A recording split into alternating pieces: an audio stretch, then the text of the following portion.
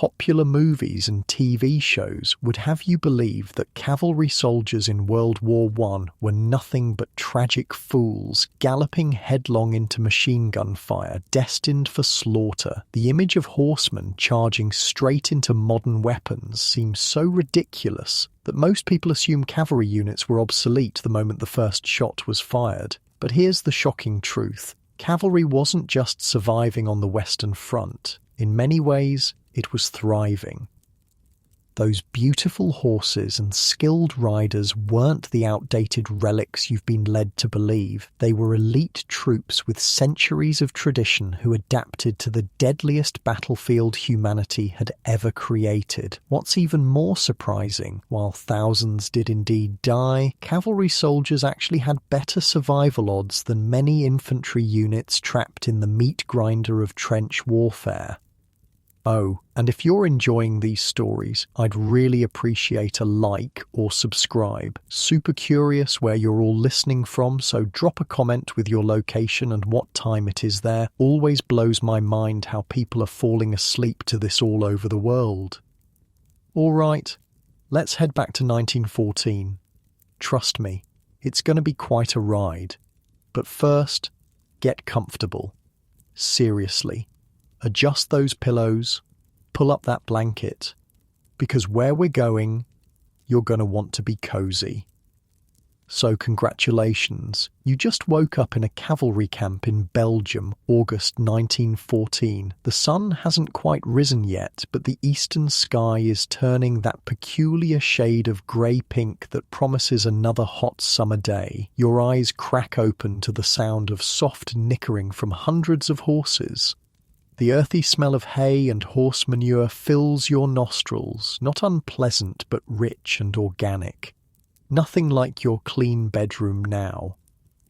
Your back aches slightly from sleeping on the ground with just a thin wool blanket between you and the earth. Unlike the infantry with their heavier packs, cavalry travelled light. A proper bed? That's a luxury you haven't seen in weeks. Your uniform is wrinkled from being slept in and the leather of your boots has stiffened overnight. Around you, other men are stirring, some already up and seeing to their horses. You stretch, feeling the weight of responsibility even before you're fully awake. The infantry soldier had to care for himself and his rifle. You have to care for yourself, your weapons, and a 1,000-pound animal that depends entirely on you. Before you can even think about breakfast, there's your horse to check on. Walking over to the picket line where the horses are tethered, you approach your mount, a sturdy bay gelding with a white blaze down his face. He recognizes you immediately, ears perking forward in greeting. Unlike the mechanical weapons of this new industrial war, your primary vehicle knows you, trusts you, and forms a bond with you that will mean life or death for both of you. "Morning, Brigadier," you murmur, running your hand along his neck. The horse's coat is warm under your fingers, his breathing steady. You quickly check his legs for any swelling or heat that might indicate injury. All clear. Next, you inspect his hooves, using a small pick to clear out any stones or debris. A cavalry horse with bad feet is worse than useless. It's a liability that could get you both killed. All around the camp, this same morning ritual is playing out. 500 men caring for 500 horses. The 4th Royal Irish Dragoon Guards, one of Britain's oldest and most prestigious cavalry regiments, preparing for what might be the first day of combat against the Germans. There's a certain tranquility to these morning moments that belies the danger to come. The soft sounds of horses, the quiet conversations between men, the smell of coffee brewing at the field kitchen. These rhythms of cavalry life haven't changed much in centuries. Your grandfather would recognize this scene from his military service. So would his grandfather. But what lies ahead would be like nothing any cavalryman had ever faced before. After seeing to your horse, you head to the field kitchen for breakfast. Army food isn't gourmet, but the cavalry tends to eat better than the infantry. Being mobile means better access to fresh supplies. This morning it's hot porridge, bacon, bread, and strong tea. Fuel, for the day ahead. The tea scalds your tongue slightly, but you drink it anyway, savouring the warmth and caffeine. The men around you are a mix of excitement and nervousness. Many are career soldiers who've served in colonial campaigns in Africa or India. They've seen combat before, but never against a European power with modern weapons. The younger recruits, boys, really try to mirror the calm demeanour of the veterans, but their bouncing legs and darting eyes give them away. Your squadron leader, Captain Harrison, approaches with a map tucked under his arm. He's a weathered man in his 40s with a magnificent moustache that seems to be standard issue for cavalry officers. "We're moving out in an hour," he announces. "Intelligence reports German cavalry patrols 10 miles east. Headquarters wants us to make contact, assess their strength and report back. No unnecessary engagements." A reconnaissance mission. Perfect for cavalry. Despite what you might think, the primary role of cavalry in 1914 wasn't charging headlong into enemy lines. It was scouting, screening, and reconnaissance, using the mobility of horses to gather intelligence and protect the flanks of the advancing army. After breakfast, you return to Brigadier to prepare him for the day's ride. First, you brush him thoroughly, checking again for any sores or issues that might cause problems later. Then comes the saddle blanket, positioned carefully to prevent rubbing. The McClellan saddle goes on next. Not particularly comfortable for rider or horse, but practical for long days of riding. You secure the girth, making sure it's tight enough to hold the saddle in place, but not so tight it restricts breathing. Your kit is minimal but essential. Attached to your saddle are saddlebags containing spare ammunition, rations, a grooming kit for your horse, and a few personal items. Your water bottle hangs from one side, balanced by a feed bag on the other. Your greatcoat is rolled tightly and strapped behind the saddle. A cavalry trooper travels light. Everything you need must be carried by your horse, and an overburdened horse is a slow horse. The most noticeable difference between you and infantry soldiers is your weapons. While you carry a Lee Enfield rifle like they do, yours is specially designed for cavalry, slightly shorter for easier handling on horseback. It's secured in a leather scabbard attached to your saddle. You also wear a sword, the 1908 pattern cavalry sword, straight-bladed and designed for thrusting rather than slashing. Some men in your regiment scoff at the sword as outdated, but others swear by it, especially in close quarters fighting where a rifle might be too unwieldy. By 7 o'clock, the entire regiment is mounted and ready to move out. 500 men on 500 horses arranged in perfect formation. The early morning sun glints off polished brass buttons and the metal scabbards of swords. It's an impressive sight, one that's changed little since Napoleon's time.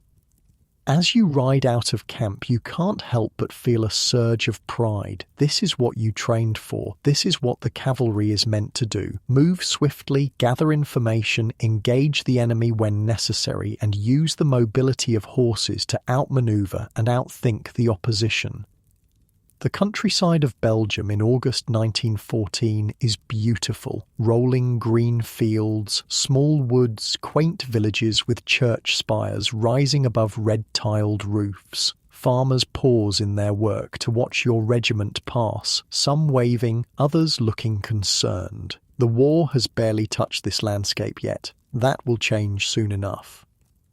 Your squadron spreads out as you advance, maintaining visual contact but covering more ground. You ride at the front of a 4-man section, eyes constantly scanning the horizon for any sign of the enemy. Brigadier moves with an easy rhythm beneath you, his hooves making a soft, thudding sound on the dirt road. The weight of your equipment, the creak of leather, the jingle of metal, these sounds have accompanied cavalry for centuries. Around midday, your squadron stops in a small copse of trees to rest the horses and eat a cold lunch of bread, cheese, and dried meat. The horses graze on the lush grass while the men talk in low voices, discussing what might lie ahead. Captain Harrison consults his map again, conferring with the senior NCOs about the route forward. Germans are likely advancing through that valley, he says, pointing to a feature on the map. We'll approach from the high ground here, observe their numbers, and then withdraw to report. It sounds straightforward enough, but war is rarely straightforward. As your squadron crests a gentle hill, 2 hours later, you see them. Grey uniformed figures on horseback in the distance. German cavalry, perhaps 30 riders, moving perpendicular to your position, unaware of your presence. Captain Harrison signals for the squadron to halt and dismount. Binoculars come out as the officers assess the situation. You remain mounted with 3 other men ready to ride back with messages if needed. Uhlans, mutters the sergeant beside you, referring to the German lancers. See the pennants on their lances? You nod, studying the enemy through your own field glasses. The German cavalrymen look much like you, men on horses doing their job. It's strange to think that in a few minutes you might be trying to kill each other. The Germans suddenly halt. One of their riders points in your direction. They've spotted you. "Mount up," Captain Harrison shouts. "We've been seen." There's a momentary scramble as men return to their horses. The Germans are now moving directly toward your position, picking up speed. "We'll withdraw to that tree line and set up a firing position," Harrison orders. "No need for a direct engagement if we can avoid it." This is where cavalry training shows its worth. Within seconds, all 50 men of your squadron are mounted and moving at a trot toward the designated position. The Germans are still coming, now at a gallop, clearly hoping to force an engagement. You reach the tree line and the order comes to dismount. 1 man in 4 is designated as a horse holder, taking the reins of 4 horses and leading them to safety behind the trees. The rest of you deploy in a skirmish line, rifles at the ready. The Germans, seeing your prepared position, slow their approach. They're now about 800 yards away, apparently reassessing their options. A standoff ensues. Then, without warning, 3 riders break away from the German formation and ride forward at a gallop. Captain Harrison raises his binoculars again. "They're sending officers to parley," he says with surprise. "Sergeant Major, have the men hold their fire." The 3 German officers approach to within 100 yards before halting. One of them calls out in accented but clear English. "British cavalry, we have orders to avoid unnecessary conflict. We are withdrawing to our lines." Captain Harrison steps forward. "We have similar orders, sir. Safe passage to you." The German officer salutes. Harrison returns it, and the 3 Germans wheel their horses around and ride back to their unit. Within minutes, the entire German squadron has disappeared back over the horizon. It's an unexpectedly civilized encounter, a remnant of the old rules of warfare that would soon be washed away in the blood and mud of the Western Front. For now, though, there's a certain chivalry between opposing cavalry units, professional respect between men who understand the challenges and skills of mounted warfare. "Well, that was disappointingly polite," jokes one of the troopers as you remount. "Plenty of time for killing later," replies the sergeant. "Let's get back and report what we've seen." As your squadron rides back toward the main British force, you reflect on this strange first encounter with the enemy. No shots fired, no charges, no heroics, just 2 groups of mounted scouts doing their job and choosing not to engage unnecessarily. Is this what war is like? You would soon find out how wrong that impression was. The next morning, August 22nd, 1914, your regiment is on the move again, this time with a more direct purpose. Intelligence reports indicate significant German forces moving through a nearby village, and your regiment has been ordered to investigate and, if possible, delay their advance. Dawn breaks misty and cool as the 4th Dragoon Guards moves out. There's a tension in the air now, a sense that today will not end with polite exchanges and mutual withdrawals. The men are quieter, checking and rechecking their weapons. Officers speak in hushed tones, studying maps and conferring about approach routes. As the sun burns away the morning mist, your regiment approaches the village of Casto. The plan is simple. Advance to the village outskirts, assess enemy strength, and act accordingly. If the German presence is limited, you might engage. If it's substantial, you'll withdraw and report. Rounding a bend in the road, your advance party suddenly halts. There, not 300 yards ahead, is a German patrol, about 20 Uhlans moving slowly down the road toward you. Neither side was expecting the other, and for a brief moment there's a frozen tableau of surprise. Captain Hornby, leading the advance party, doesn't hesitate. His sword flashes out of its scabbard as he shouts, "Charge!" And just like that, you're experiencing something that has happened countless times in military history, but would soon become increasingly rare: a cavalry charge against cavalry. The Germans recover quickly from their surprise and level their lances. The two groups of horsemen thunder toward each other, a scene that could have been plucked from any war of the previous few centuries. The ground shakes beneath pounding hooves. Men shout, horses snort and strain. The impact is chaotic and violent. The momentum of galloping horses combines with the skill and strength of trained cavalrymen wielding swords against lances. You find yourself face to face with a German trooper, his lance point aimed at your chest. You swerve Brigadier at the last second, the lance tip tearing through your uniform sleeve but missing flesh. Swinging your sword, you catch the German across the shoulder, unseating him.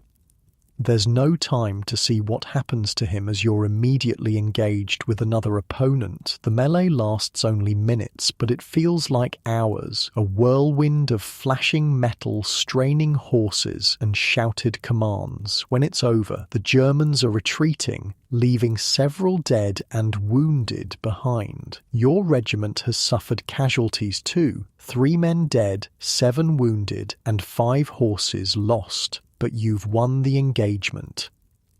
What you don't realise in that moment is that you've just participated in history. Captain Hornby has become the first British soldier to kill a German in the war using his sword in that initial charge, and Corporal Edward Thomas of your regiment has fired the first British shot of the war during the skirmish. The First World War has begun in earnest for the British Expeditionary Force, and cavalry led the way.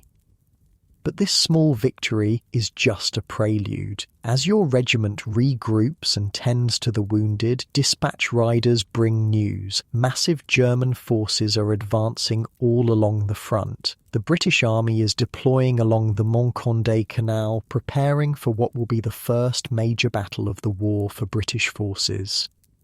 By nightfall, your regiment has withdrawn to support positions behind the infantry lines at Mons. The distant rumble of artillery can be heard as both sides prepare for tomorrow's battle. Men care for their horses, clean their weapons, and write letters home, some of which will be their last. You sit beside Brigadier, running a cloth along your sword to clean the blood from it. The events of the day replay in your mind. The charge, the clash, the retreat of the Germans. It had been everything cavalry training had prepared you for, but rumour has it that the Germans have machine guns and artillery in numbers you've never faced before. How will horses and swords fare against such weapons? As darkness falls completely, you try to get some sleep, using your saddle as a pillow. Tomorrow will bring the Battle of Mons, the first major test for British forces and for cavalry on the modern battlefield. The clash between traditional warfare and industrial killing machines is about to reach its bloody climax. Sleep comes fitfully as distant gunfire and the soft breathing of hundreds of horses provides the soundtrack to your dreams. In those dreams, you're charging again and again, but the enemy keeps changing. Sometimes German lancers, sometimes faceless men behind machine guns, sometimes strange mechanical beasts that spit fire and metal. You wake several times in the night, reaching out to check that Brigadier is still there beside you. The solid warmth of the horse is reassuring, a living link to centuries of warfare that's about to be transformed forever. What place will cavalry have in the world that's coming?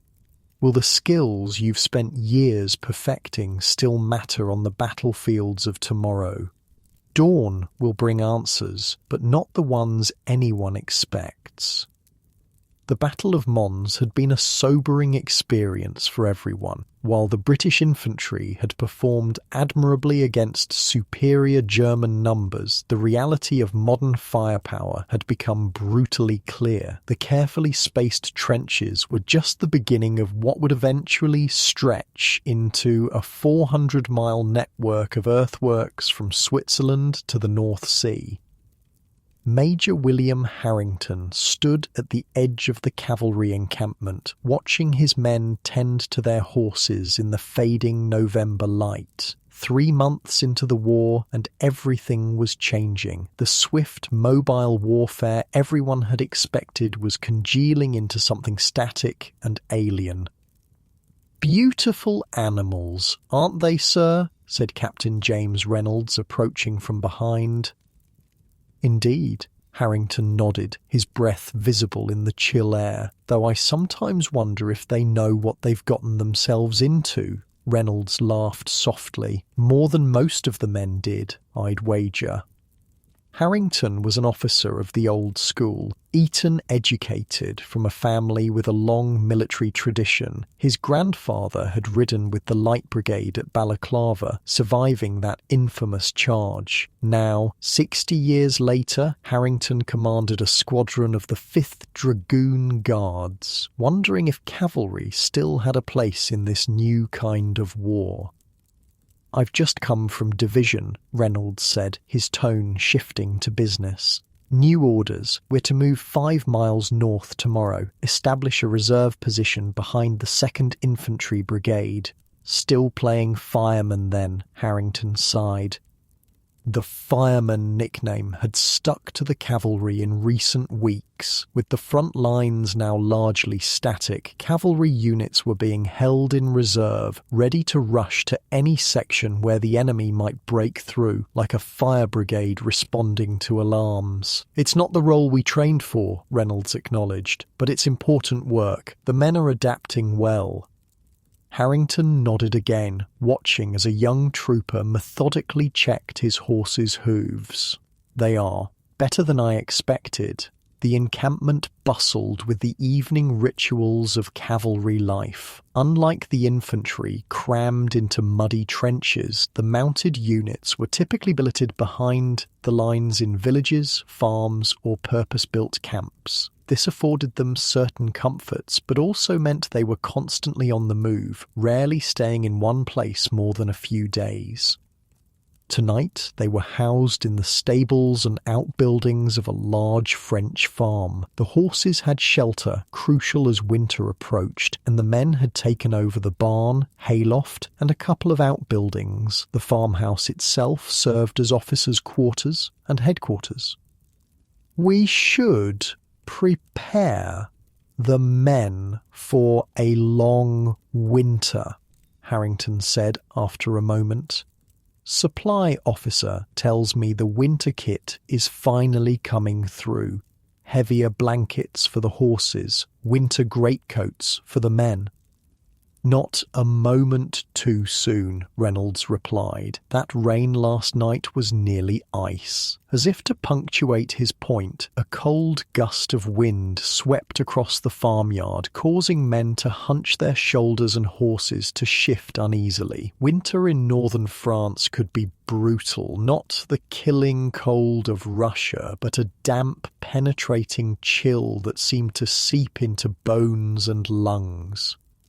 "Have the veterinary officer check every horse before we move out tomorrow," Harrington ordered. "I won't lose animals to preventable issues, and make sure the farriers have adequate supplies. Roads will only get worse from here." "Yes, sir." As Reynolds departed to relay the orders, Harrington continued his evening inspection. The 5th Dragoons prided themselves on horse management. Even now, with the nature of their deployment changing weekly, the regiment maintained rigorous standards of horse care. Each animal received a daily ration of 14 pounds of oats and 14 pounds of hay. When supplies permitted, they were groomed twice daily, their hooves checked after every movement, and their tack kept in immaculate condition. A cavalry regiment without healthy horses was useless, and everyone from the greenest trooper to the colonel understood this fundamental truth. The distinctive smell of the horse lines, a mixture of hay, manure, leather, and oiled metal, was oddly comforting to Harrington. It smelled of tradition, of centuries of mounted warfare. His father had commanded cavalry in India, his grandfather in the Crimea. Now he led men in what was supposedly the war to end all wars, wondering if he commanded the last generation of horse soldiers. Inside the main stable, Harrington found Sergeant Major Blackwood supervising the evening feed. A career soldier with 20 years' service, Blackwood knew every horse in the squadron personally, often spotting potential problems before even the veterinary officers. "Evening, sir," Blackwood said, saluting. "Just finishing up here." "Carry on, Sergeant Major. Any issues I should know about?" Blackwood stroked his impressive moustache thoughtfully. "Nothing serious, sir. 3 horses with minor saddle sores, being treated, one with a slight cough, under observation. Otherwise, all fit for tomorrow's move." "Good. And the men?" "Morale is solid, sir. They're glad to be out of that rain, though some of the younger lads are itching for more action." Harrington smiled wryly. "They may get their wish sooner than they expect." Rumours had been circulating about a major offensive in the spring. For now, though, the Western Front was settling into its winter routine: artillery exchanges, small raids, and the constant grinding attrition of trench warfare. After completing his inspection, Harrington returned to the farmhouse where the officers had established their mess. The room was warm, heated by a cast-iron stove in the corner. Maps covered the large oak table, cups of steaming tea and brandy snifters scattered among them. "Ah, William!" Colonel Lawford greeted him. "Just in time. We're discussing tomorrow's disposition." For the next hour, they pored over maps, planning the regiment's movement and potential responses to various scenarios. The cavalry's new role required different tactical thinking, less about sweeping manoeuvres and more about rapid response, knowing which routes could accommodate mounted troops quickly, which bridges could support their weight, which villages offered suitable temporary quarters. "Intelligence suggests increased enemy activity here and here," the intelligence officer said, pointing to sections of the line. "If they're planning a push before winter fully sets in, these would be the likely points." Harrington studied the map. "The road network favours us in the northern sector. We could have a squadron there within 40 minutes of an alarm." "Precisely why we're positioning there," Lawford nodded. "The infantry commanders sleep better, knowing we're close at hand." The meeting concluded, and the officers dispersed to their various duties. Harrington stepped outside for a moment, lighting his pipe and gazing up at the stars now visible in the clearing sky. The temperature was dropping rapidly. Tomorrow would dawn with frost. A sudden commotion from the horse lines drew his attention. Shouts, the distinctive sound of a horse in distress. Harrington moved quickly, pipe still clenched between his teeth. He found several troopers attempting to calm a large grey gelding that was rearing and snorting, eyes wild in the lantern light. "What's happening here?" he demanded. "It's thunder, sir," a young trooper explained. "Something spooked him bad, nearly kicked through the stall." Sergeant Major Blackwood appeared, taking in the situation at a glance. "Easy now, lads. Give him space." The sergeant major approached the agitated horse slowly, speaking in low, soothing tones. Gradually, the animal settled, though it continued to tremble and roll its eyes. "Probably an owl or fox," Blackwood said, running experienced hands over the horse, checking for injuries. "He's a nervous one, this one, but a damn fine charger when he settles." Harrington watched with admiration. Blackwood had a way with horses that couldn't be taught, an instinctive understanding born of years of experience. Men like him were the backbone of any cavalry regiment. "No harm done, sir," Blackwood reported. "I'll have one of the lads sit with him for a bit." "Very good, Sergeant Major." As Harrington turned to leave, his foot crunched on something in the straw. Reaching down, he picked up a spent signal flare casing. Understanding dawned immediately. "Artillery practice," he said, holding up the casing. "The guns to the north. The flash and noise would have been visible from here. The horses, like the men, were adapting to war, but artillery, with its blinding flashes and ear-shattering concussions, remained particularly terrifying to the animals. It was one of the many challenges of maintaining cavalry in this new age of industrial warfare. Back in his quarters, Harrington wrote in his journal by lamplight, a nightly ritual since the war began. He documented the day's events, the regiment's status, his observations and concerns. Historians of future wars might find such accounts valuable, he thought, though he doubted those future conflicts would include horses. The next morning dawned bitterly cold, the farmyard crisp with frost. Breath from men and horses hung in the air like smoke as the regiment prepared to move out. Saddles were checked, girths tightened, weapons inspected. By 8 o'clock they were mounted and ready. Harrington rode at the head of his squadron, the massive chestnut stallion beneath him moving with powerful strides despite the cold. Caesar was his third mount of the war, the first lost to enemy fire during the retreat from Mons, the second to colic in October. Such losses were part of cavalry life, though each one hurt. A good officer cared for his men, but he loved his horses. The regiment moved north at a steady trot, hooves clattering on the frozen road. To their left, the distant thunder of artillery provided a constant backdrop, the drums of the war, as the men called it. Occasionally, a mounted dispatch rider would pass them, hurrying messages from headquarters to the front or back again. By midday, they had reached their new position, a small village about 3 miles behind the front line. The place was already a hive of military activity, with infantry support units, field kitchens, and a dressing station for the wounded. The arrival of 500 mounted troops added to the controlled chaos. Sergeant Major Blackwood efficiently organised the horse lines in what had once been the village green. Picket lines were established, feed and water arranged, shelter improvised where possible. The horses would be vulnerable to artillery here. German guns occasionally reached this far behind the lines, but there was no better option. "We'll rotate shelter for the animals," Harrington instructed. 4 hours in, 4 hours on the lines, priority to those showing signs of cold stress. The village had been largely abandoned by its civilian population, though a few stubborn residents remained, mostly elderly people unwilling to leave their homes. The local priest had stayed as well, turning his church into a combination shelter, hospital, and community centre.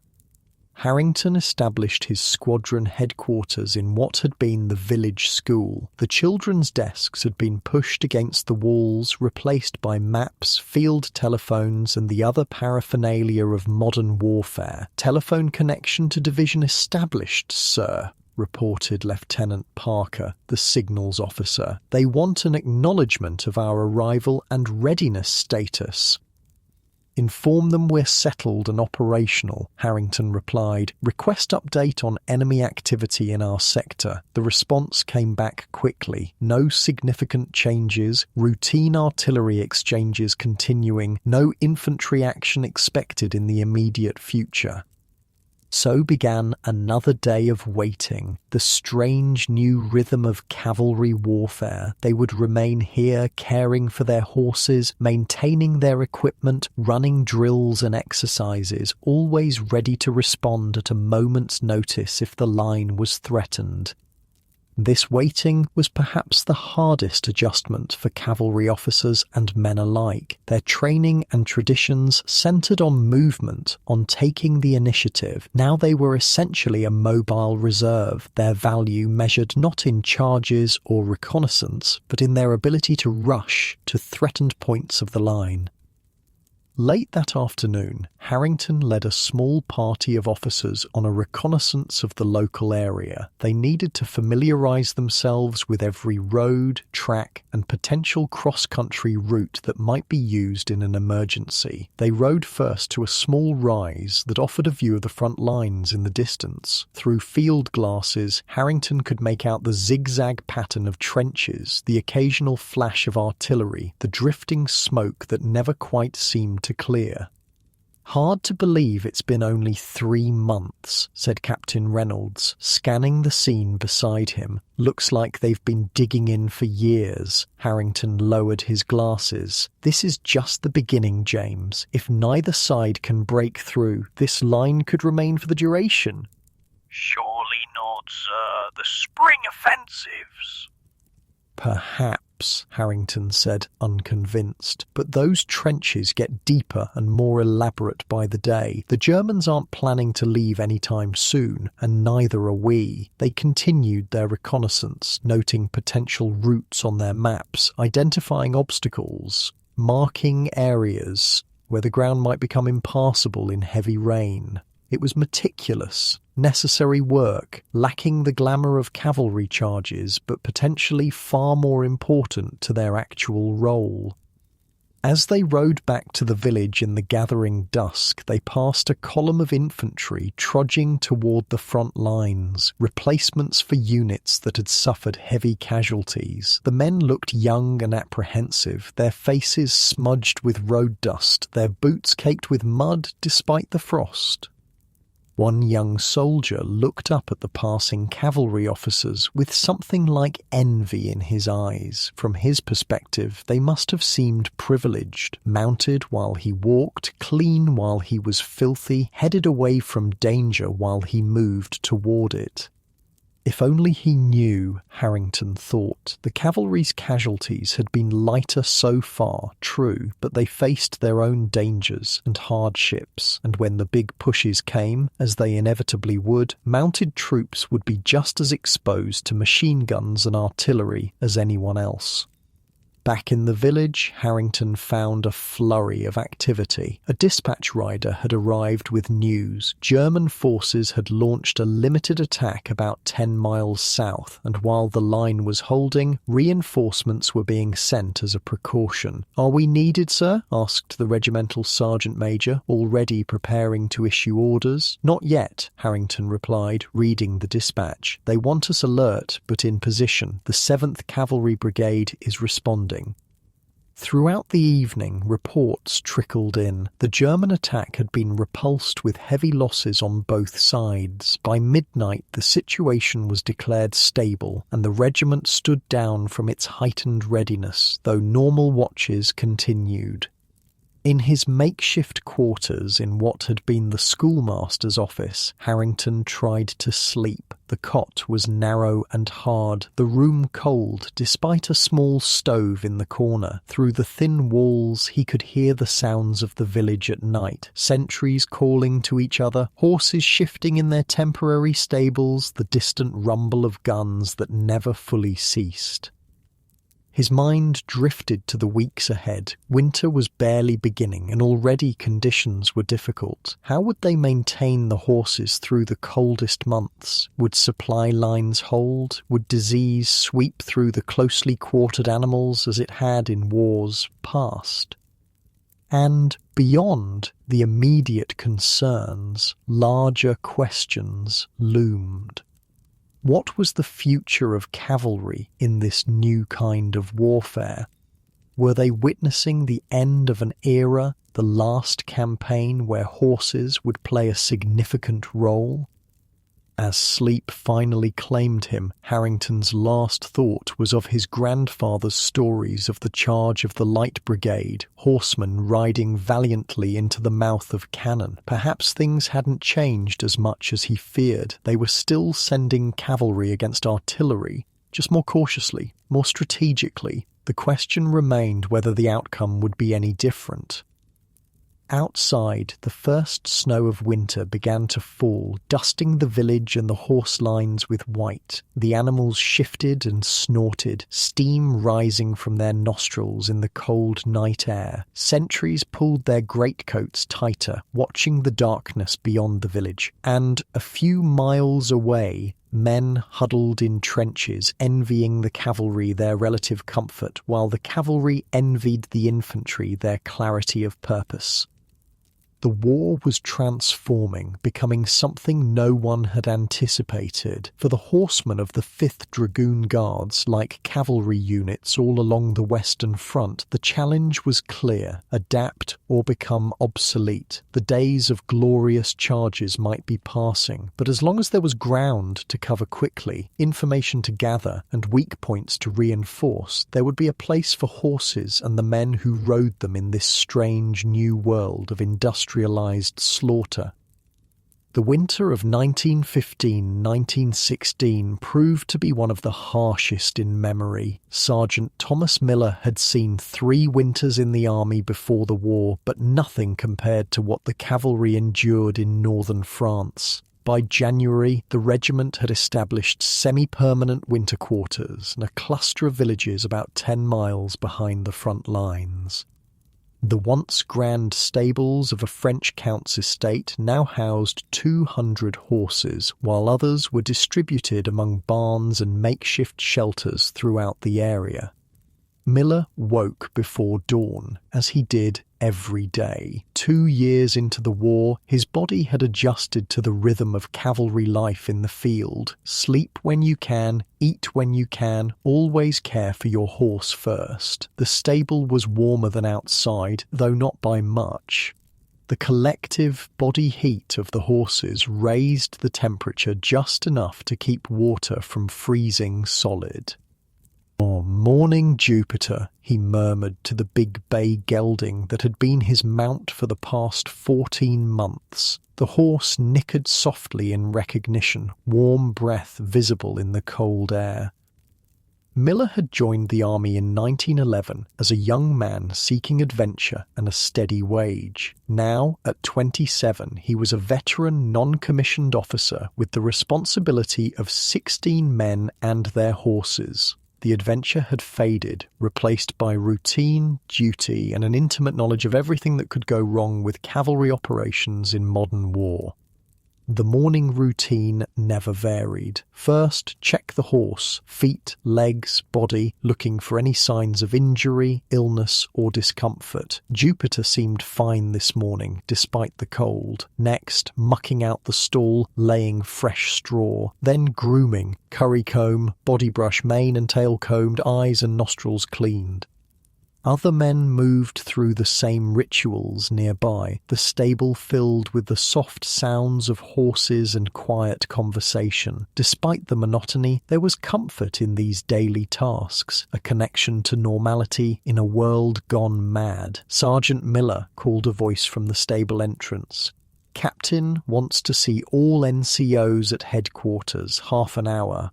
"Acknowledged," Miller replied, continuing his work. Whatever the captain wanted could wait until Jupiter was properly tended. By the time Miller had finished grooming, watering, and providing Jupiter's morning feed, the stable was fully awake. Troopers moved efficiently through their tasks, the more experienced men helping the newer replacements. The regiment had received several dozen new men in December.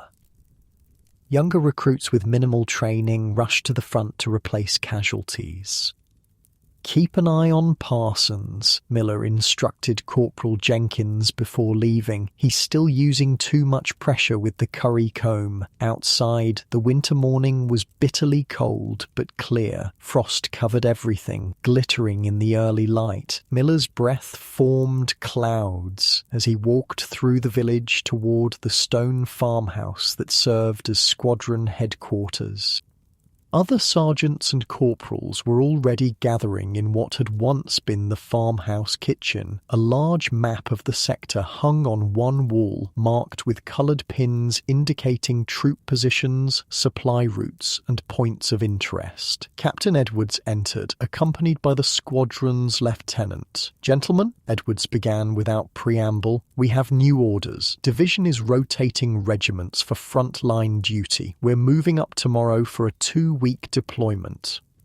A subtle shift in the room, not quite tension, but a refocusing of attention. Frontline duty for cavalry meant dismounted operations, functioning essentially as infantry in the trenches. It wasn't what they had trained for, but it had become a regular part of cavalry life as the war settled into its grinding pattern.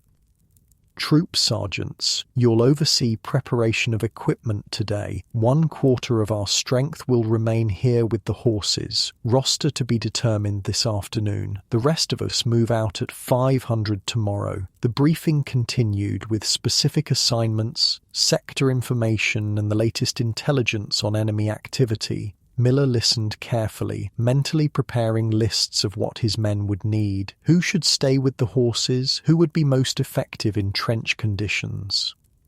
When the meeting concluded, Miller returned to the stables to begin preparations. This would be the regiment's 3rd rotation to the front lines since autumn. The first had been chaotic, cavalrymen unaccustomed to trench warfare, unsure of their role. The second had gone more smoothly. This time they knew what to expect. "Frontline duty, lads," he announced to his troop. "Pack your gear today. We move out tomorrow morning."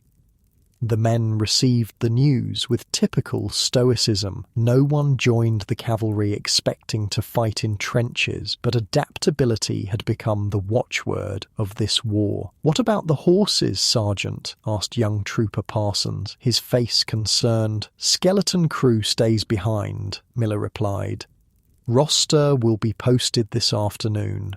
Now get to work. Full equipment check. Clean your rifles. Pack only what's on the list." Throughout the day, the village hummed with activity. Equipment was checked, cleaned and prepared. Rifles, the short Lee-Enfield carbines issued to cavalry, were given special attention. In the trenches, a fouled rifle could mean death. Extra ammunition was distributed, along with hand grenades, wire cutters and the other tools of trench warfare. By evening, everything was ready. Miller made his final rounds, checking his men's preparations and ensuring those selected to remain with the horses understood their responsibilities. "Remember," he told Private Wilson, who would be in charge of Jupiter and 3 other horses. "Daily exercise is essential, weather permitting. If you can't ride, at least walk them. And check Jupiter's right front hoof daily. It was showing signs of thrush last week." Wilson nodded seriously. At 19, he was one of the younger troopers, but he had a natural way with horses. "I'll care for them like they were my own, Sergeant." After completing his duties, Miller found himself with a rare hour of free time before sleep. The village had a small estaminet that was still operating despite the war, or perhaps because of it. Military authorities allowed it to remain open, recognizing the men's need for some semblance of normal life. The place was crowded with soldiers, the air thick with tobacco smoke and conversation. Miller found a seat at a table with several other NCOs from his squadron. "Another stint in the mud then," said Sergeant Parker, pushing a glass of rough red wine toward Miller.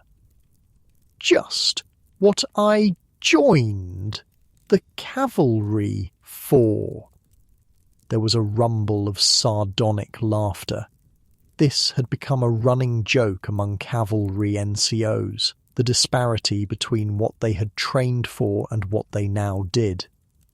could be worse," Miller replied, sipping the wine. "At least we get rotated out. Infantry, poor bastards, stay in those trenches for months." "True enough," Parker acknowledged, "and word is there's a big push coming in spring. Cavalry might actually be used properly for once."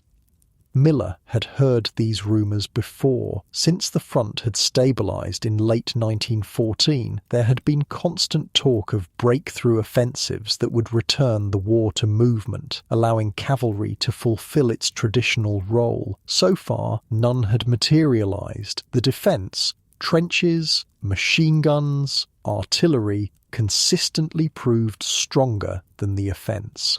"I'll believe it when I see it," he said. "Meanwhile, we'd best get some sleep. Early start tomorrow." Morning came too soon, the village stirring while stars still shone in the black sky. Temperatures had dropped further overnight, and equipment froze to the touch. Men stamped their feet and blew on their hands as they assembled. Miller made a final visit to Jupiter before departing. The horse seemed to sense something was happening, ears pricked forward attentively. "Look after yourself, old boy," Miller said, stroking the animal's neck. "I'll be back before you know it." There was something particularly difficult about leaving the horses behind. For cavalrymen, their mounts were more than just transport. They were partners, companions in the strange world of war. Walking away to fight on foot felt wrong somehow, as if they were abandoning a fundamental part of their identity. The regiment moved out in pre-dawn darkness, marching rather than riding toward the front lines. Each man carried his rifle, ammunition, grenades, and personal kit. The familiar weight of sabres was absent. Those remained behind, useless in trench warfare. As they marched, the sound of artillery grew louder. The front was never truly quiet, but the morning usually brought an increase in shelling as both sides began their daily harassment of enemy positions. By mid-morning, they had reached the reserve trenches where they would spend their first day acclimating before moving to the front line proper. The trenches were a maze of muddy passages reinforced with wooden boards, sandbags, and corrugated iron. Dugouts carved into the trench walls provided some shelter, though most were damp and cramped. Miller organised his men in their assigned section, ensuring they understood the layout, the communication trenches leading forward, the latrine locations, the nearest medical post. Veterans helped newcomers adjust, explaining the unwritten rules of trench life, where to walk to avoid sniper fire, how to tell from the sound if an incoming shell would land close, when to wear gas masks. "It's different from what you're used to," Miller told his troop, "but the basics are the same. Stay alert, follow orders, look after your equipment and each other. We've done this before, and we'll do it again." That night, they moved up to the front line trenches, replacing infantry who had been there for weeks. The handover was quick and businesslike. Information passed about enemy positions, recent activity, trouble spots in the line. "Careful at the junction with the communication trench," an exhausted infantry sergeant told Miller. "German sniper has been active there, already got 2 of our lads." The next 2 weeks fell into the strange rhythm of trench warfare, each day blended into the next, marked by regular routines. Stand to at dawn and dusk when enemy attacks were most likely, sentry duty, maintenance work on the trenches, occasional patrols into no man's land under cover of darkness. Rain made everything worse, turning the trench floor to sticky mud that sucked at boots and made movement exhausting. Water seeped through clothing, causing the misery of trench foot that could lead to amputation if not treated. The men did what they could, changing socks when possible, massaging circulation back into cold feet, applying whale oil when it was available.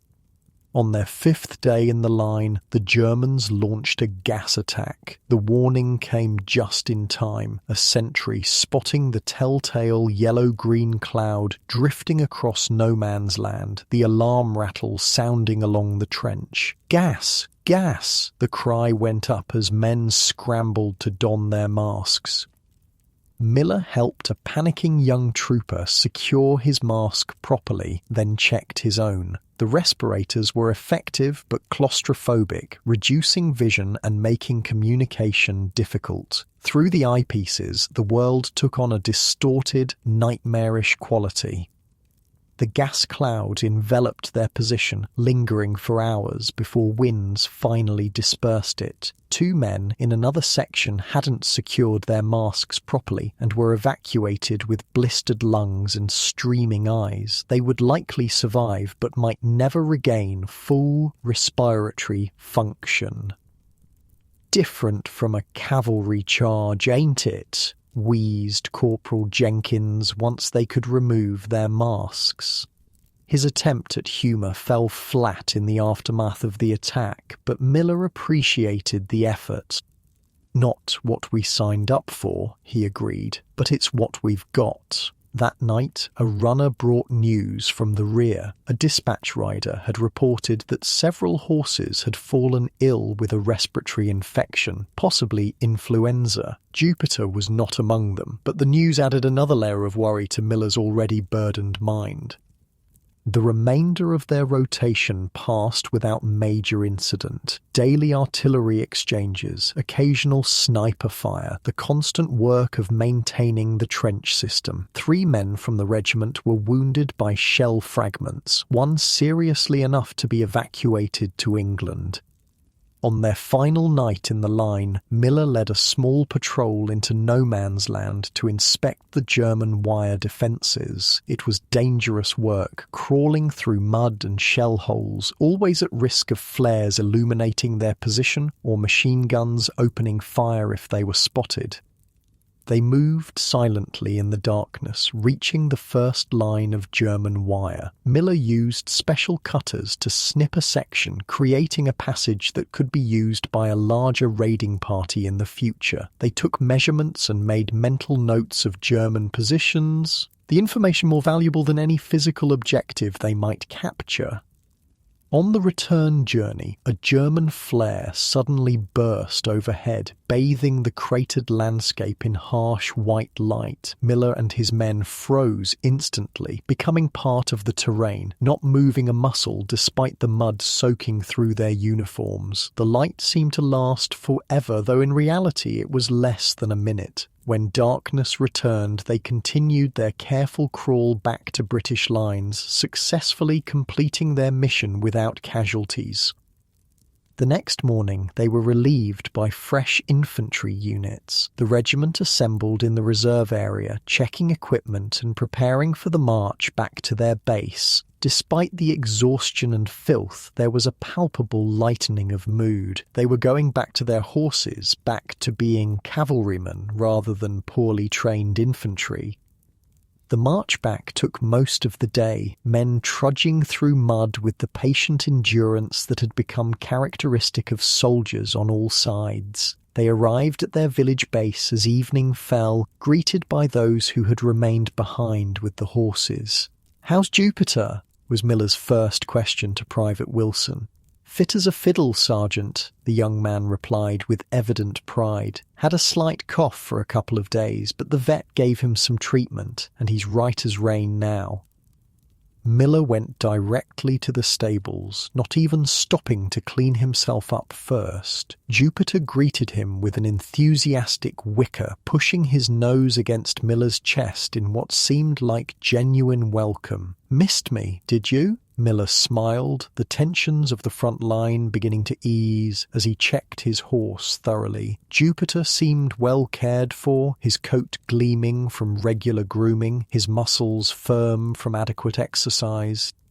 Only after satisfying himself that his horse was in good condition did Miller seek out his own comfort. A relatively hot meal in the squadron mess, a chance to wash away 2 weeks of trench grime, and a change into clean, dry clothing. That night he slept on straw in Jupiter's stall rather than in his assigned billet. It was warmer there, and somehow comforting to be back in the familiar environment of horses after the alien world of the trenches.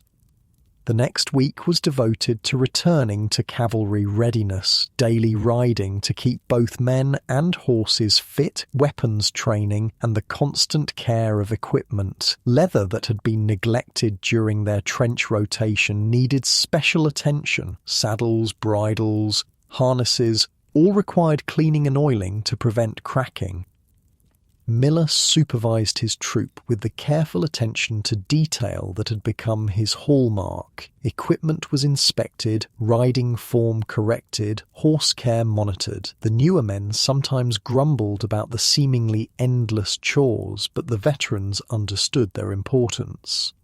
A well-maintained saddle might save your life someday, Miller explained to a group of younger troopers.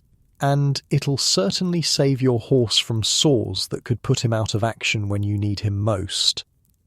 10 days after their return from the trenches, new orders arrived. The regiment would relocate to a position 20 miles south, where intelligence suggested German forces might be thinning their lines to reinforce a push elsewhere. Reconnaissance in force, the squadron commander explained to his officers and NCOs. Division wants to know if the Germans are withdrawing or just repositioning. We'll move in, probe their defences, and gather what information we can. This was proper cavalry work, using mobility and speed to gather intelligence. The men prepared with renewed enthusiasm, checking weapons, saddles and equipment with extra care. Even the horses seemed to sense the change, standing more alertly as they were groomed and saddled. They moved out at dawn, 500 horsemen riding in formation across the winter landscape. Despite everything, the cold, the exhaustion, the knowledge that modern weapons made traditional cavalry increasingly vulnerable, there was still something magnificent about a regiment of horse soldiers on the move. Miller rode at the head of his troop, Jupiter moving with powerful strides beneath him. The gelding had recovered fully from his slight illness and seemed eager for the work, ears pricked forward attentively. By midday, they had reached their designated area of operations. The front was quieter here, with greater distance between the opposing trench systems. This created a no-man's land large enough for cavalry to maneuver, though still dangerous due to artillery and the risk of machine gun emplacements. The regiment split into squadrons, each assigned a different sector to probe. Miller's squadron moved toward a small wooded area that offered both cover for observation and potential concealment for enemy forces. As they approached the woods, the squadron commander signalled for them to dismount. 2 troops would proceed on foot to scout the area, while the others remained with the horses, ready to provide support or move quickly if needed. Miller led his men forward carefully, using the techniques of dismounted cavalry, moving from cover to cover, maintaining visual contact without bunching together, rifles ready but not firing unless necessary to avoid giving away their position. The woods were eerily quiet, showing signs of artillery damage but no recent human activity. They found an abandoned German observation post, hastily evacuated, judging by the equipment left behind, including a pair of high-quality binoculars that Miller pocketed for the intelligence officers. "Looks like they pulled back, Sergeant," whispered Corporal Jenkins. "No sign of occupation for at least several days." Miller nodded, continuing to scan the area carefully. "Let's complete the sweep before reporting back." They moved through the entire wooded area methodically, finding further evidence of German withdrawal. Empty ammunition boxes, discarded ration tins, a hastily filled-in latrine. Everything pointed to a significant reduction in enemy presence in this sector. As they prepared to return to the waiting horses, a distant sound caught Miller's attention, the unmistakable rumble of engines. "Hold," he ordered quietly, signalling his men to take cover. From their concealed position, they watched as a column of vehicles appeared on a road about half a mile away. Trucks, a few staff cars, and what appeared to be mobile artillery pieces. German reinforcements moving up, contradicting the evidence of withdrawal they had just found. They're not abandoning the sector, Miller realised. They're mechanising it. Fewer men, more machines. This was valuable intelligence, exactly the kind of information their reconnaissance mission was meant to gather. Miller detailed 2 men to continue observation while he led the others back to report. The squadron commander received the news with grave interest. "Good work, Sergeant. This confirms reports from other sectors. The Germans are reorganising, not retreating." By evening, all squadrons had returned from their reconnaissance tasks, bringing similar reports of reduced enemy infantry presence but increased mechanisation. The regiment consolidated this information for transmission to division headquarters, providing a crucial piece of the intelligence puzzle. As they established their night camp, Miller reflected on what they had observed. The war was continuing to evolve, with machines increasingly replacing men on both sides. Where did that leave cavalry, the oldest form of mobile warfare, now seemingly overtaken by technology? Yet their day's work had proven there was still value in mounted reconnaissance. Horses could move quickly and quietly across terrain that would bog down vehicles. They required no fuel beyond forage, made no engine noise to alert the enemy, and could access areas where mechanical transport couldn't go. Perhaps there was a future for cavalry after all, Miller thought as he tended to Jupiter before seeking his own rest. Not in the glorious charges of old, but in the essential work of gathering intelligence, exploiting gaps, and providing mobility in a war increasingly characterized by stalemate. As he settled into his bedroll beneath a star-filled sky, the familiar sounds of horses nearby provided comfort. The animals shifted and snorted occasionally, their presence a reminder of continuity amid the chaos of war. Whatever changes technology brought to the battlefield, the bond between cavalrymen and their horses remained a constant, a relationship built on mutual dependence and trust that no machine could replace. Tomorrow would bring new orders, new challenges, but for tonight the regiment had performed its duty well, demonstrating that cavalry still had a role to play in this strange new form of warfare. Miller drifted towards sleep, one hand resting on his rifle, his last conscious thought a reminder to check Jupiter's shoeing in the morning. The small details of horse care remained important, even as the larger pattern of the war continued to transform around them. Lieutenant Gordon Flowerdew of Lord Strathcona's horse had been in the saddle for nearly 18 hours. His thighs ached, his back was stiff, and the persistent drizzle had soaked through his greatcoat hours ago. But discomfort was the least of his concerns as he studied the German positions through his field glasses. March 1918 had brought dramatic changes to the Western Front. After years of stalemate, the Germans had launched their massive spring offensive, Operation Michael, on March 21st, transferring divisions from the now quiet Eastern Front following Russia's exit from the war. The Germans had amassed an enormous force for one final push to break the Allied lines before American troops could arrive in significant numbers. The initial attack had been devastating, using new infiltration tactics, specially trained storm troops, and an overwhelming artillery barrage. German forces had torn through British defences, advancing further in days than either side had managed in years of previous fighting. Now, on March 30th, the Canadian Cavalry Brigade found itself in the path of the German advance. While most of the Canadian Corps was deployed elsewhere, the Cavalry Brigade, consisting of Lord Strathcona's horse, the Royal Canadian Dragoons, and the Fort Garry Horse, had been attached to the British 3rd Cavalry Division as a mobile reserve. "Germans have occupied the wood, sir," reported Sergeant Matthews, lowering his own binoculars. "Looks like they're bringing up machine guns." Flowerdew nodded grimly. Maroi Wood dominated the surrounding terrain, overlooking the strategically vital Amiens-Paris railway. If the Germans consolidated their position there, they would threaten the crucial transportation link and potentially split the British and French armies. "Numbers?" he asked. "Hard to say exactly. At least a battalion, possibly more. They seem to be digging in rather than continuing to advance."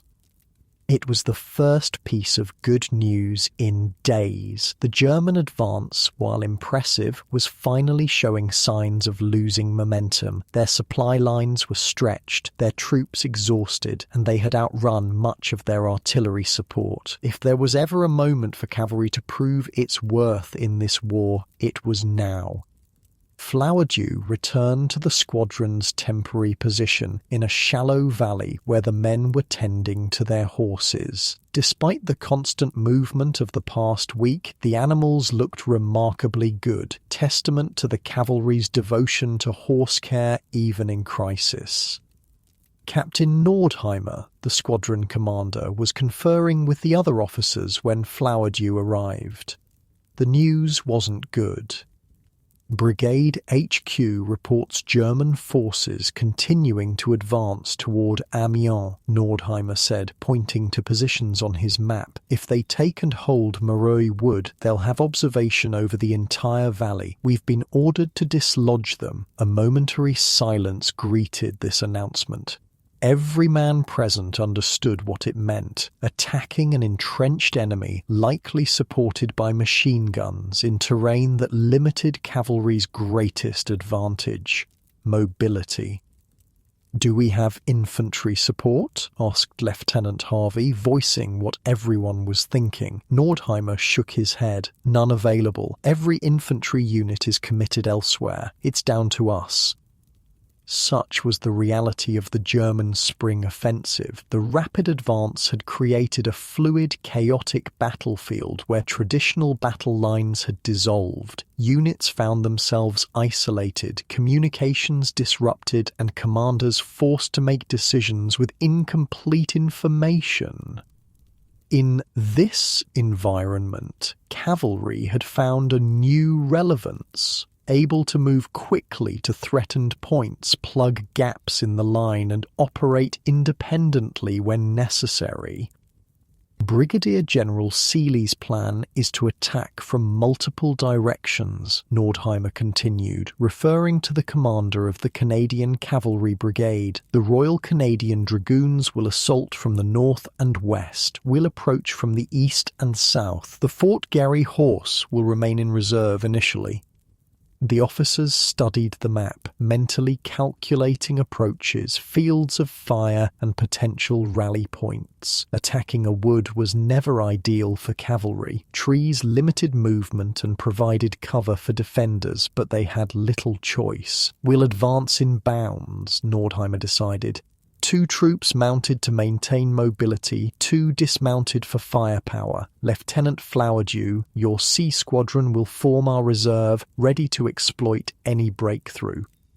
Flowerdew nodded, accepting the assignment. C Squadron had seen heavy fighting earlier in the week, but had suffered fewer casualties than the others. They were as ready as anyone could be under the circumstances. The men received their orders with the stoic professionalism that had become characteristic of veteran troops. There was no bravado, no dramatic speeches, just the methodical preparation for what all knew would be a difficult operation. Private James McGregor tightened his saddle girth, checked his ammunition, and made sure his rifle was clean and ready. After 3 years on the Western Front, the 24-year-old former ranch hand from Saskatchewan had lost any romantic notions about cavalry warfare. He'd seen too many good men and horses die to harbour illusions. "Think this'll work?" he asked his section mate, a Quebecois trooper named Bélanger.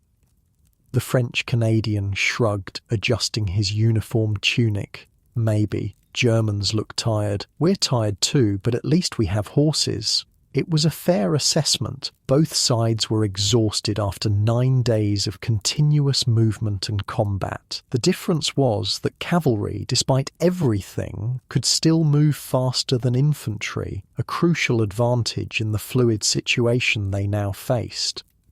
At 09:30 hours, the attack began. The Canadian cavalrymen advanced toward Maroi Wood in squadron formation, initially maintaining distance from the German positions to minimize casualties during the approach. From his position with the reserve squadron, Flowerdew watched as A and B squadrons moved forward. A squadron soon dismounted, leaving horse holders behind as the majority of troopers advanced on foot, using fire and movement tactics that blended cavalry mobility with infantry fighting techniques. B Squadron continued mounted, circling to approach the wood from the south. German rifle fire began to crackle from the tree line, causing several horses to fall, but the squadron pressed on, troopers firing their rifles from horseback, a skill that British and Commonwealth cavalry practiced regularly, unlike their French and German counterparts who primarily relied on mounted shock action. The Royal Canadian Dragoons were simultaneously attacking from the north, creating the divided attention that the brigade commander had planned. German defenders, expecting to face only infantry, found themselves confronting mounted troops approaching rapidly from multiple directions.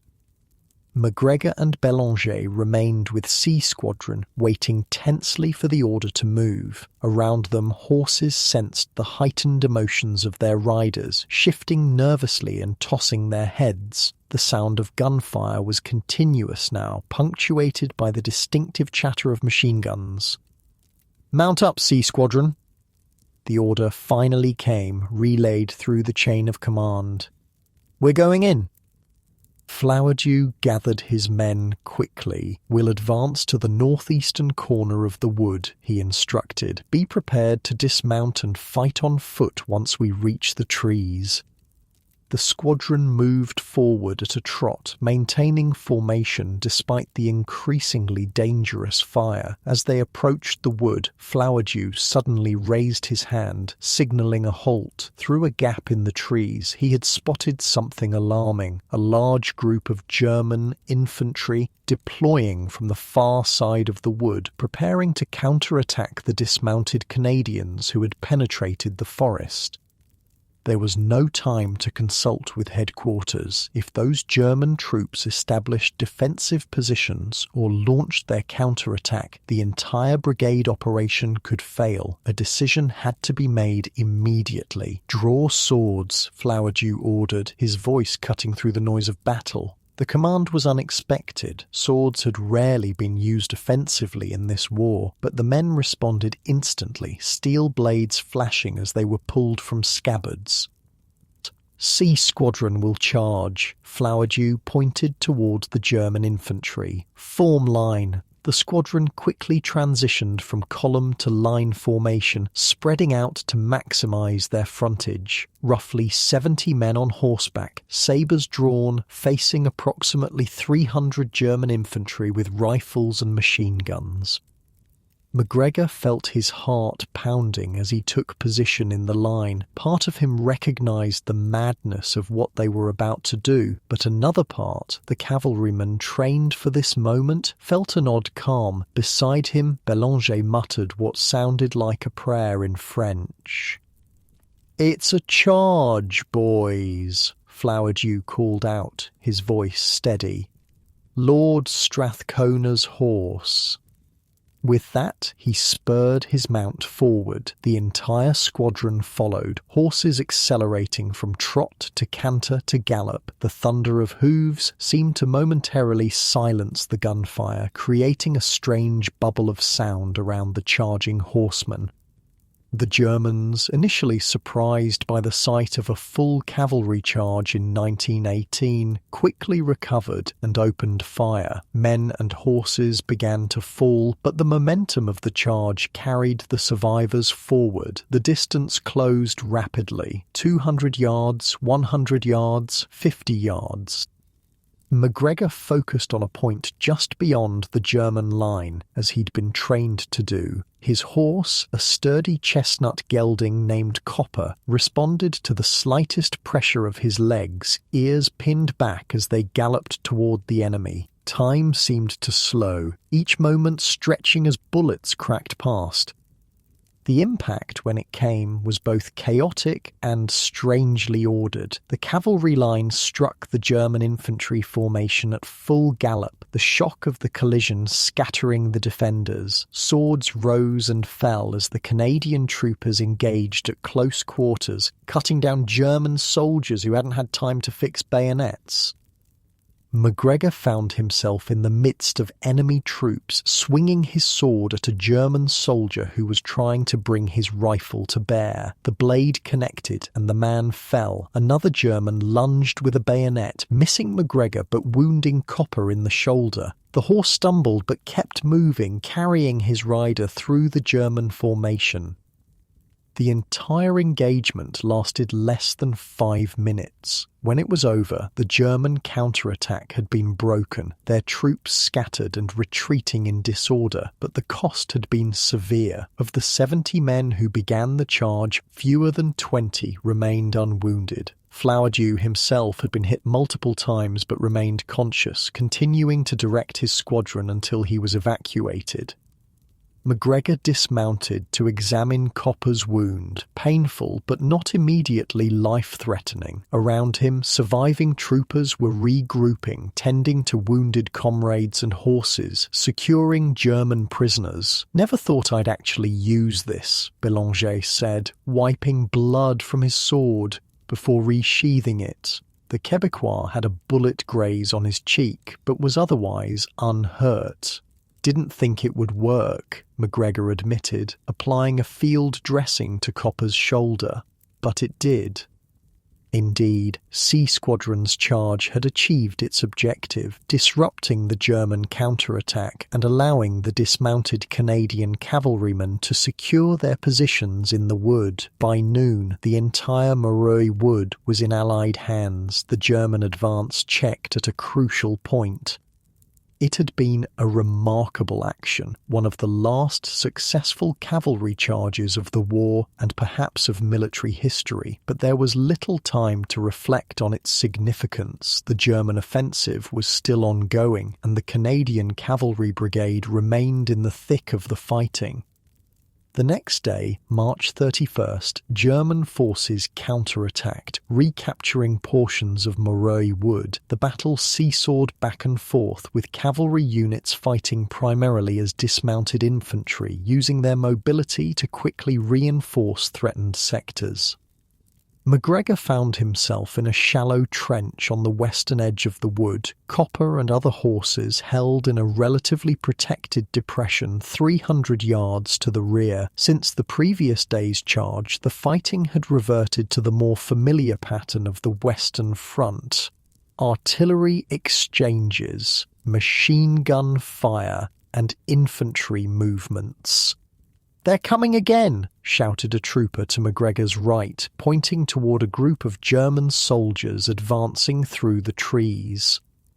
The Canadians opened fire, their Lee Enfield rifles delivering the rapid, accurate fire that had become a hallmark of British and Commonwealth forces. The German advance slowed, then stalled as casualties mounted. This was the pattern throughout the day. German attacks, Canadian resistance, neither side gaining a decisive advantage. By evening, the lines had stabilised somewhat, with the Allies holding the most critical portions of the disputed territory.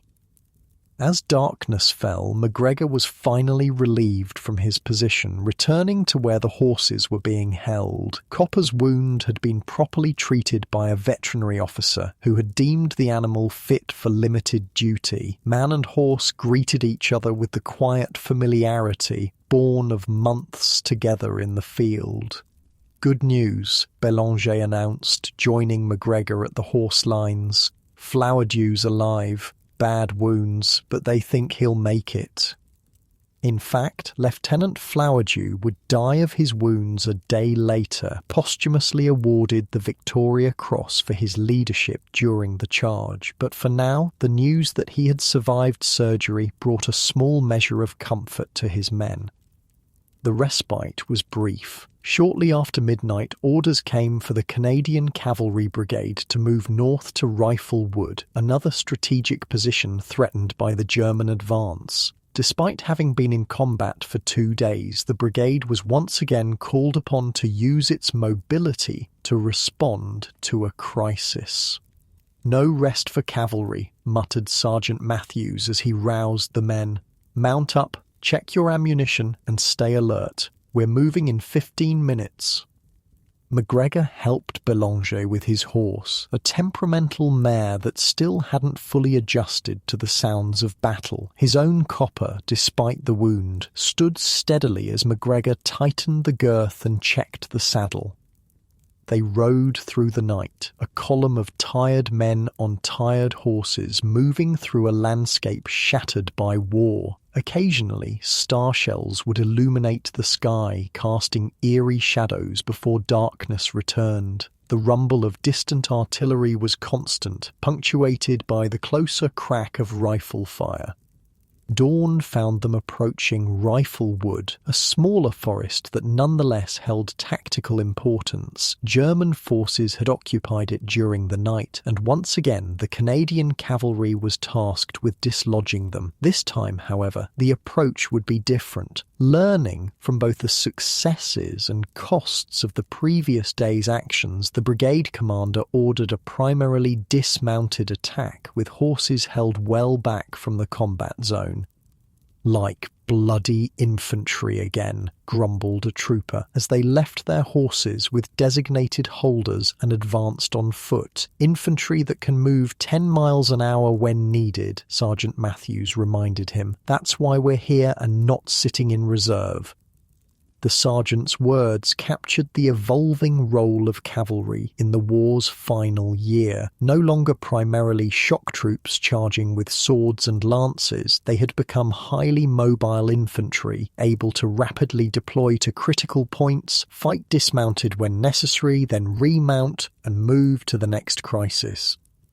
The fighting for Rifle Wood was intense but brief. The Germans, like the Allies, were exhausted after more than a week of continuous operations. Their resistance, while determined, lacked the coordination and firepower of the initial offensive. By noon on April the 1st, Rifle Wood was secured. The Canadian cavalrymen, now functioning effectively as light infantry, had established defensive positions throughout the small forest, repulsing several German counterattacks.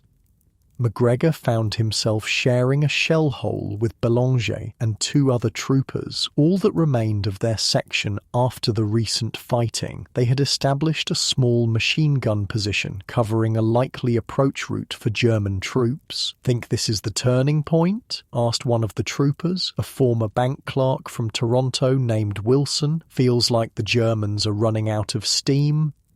"Or maybe," MacGregor replied, scanning the terrain through his field glasses, "but they've still got a lot of fight left." He was right. While the momentum of the German spring offensive was indeed waning, the fighting would continue for months. The Canadian Cavalry Brigade would remain in action throughout, sometimes mounted, sometimes dismounted, always moving to where they were needed most.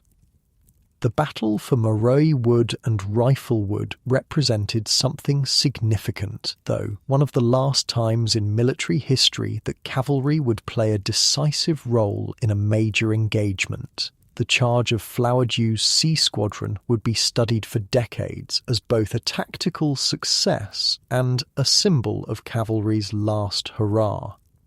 As April progressed, the German offensive gradually lost momentum. Allied counterattacks began to recover lost ground, and the front stabilised once more, though not before the Germans had advanced nearly 40 miles in some sectors, the greatest movement on the Western Front since 1914.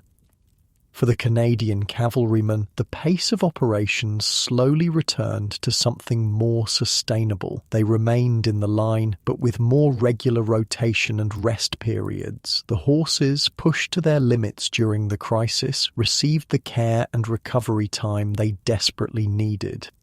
MacGregor found himself in a small French village about 10 miles behind the front in mid-April, part of a squadron rotating out of the line for rest and refitting. Copper's wound was healing well, and the horse had maintained his weight despite the rigours of the campaign, a testament to MacGregor's diligent care.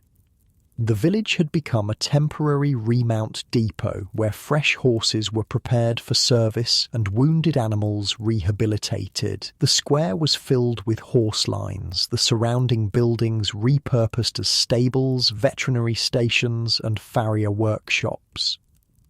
"Your gelding's looking good," commented the veterinary officer during an inspection.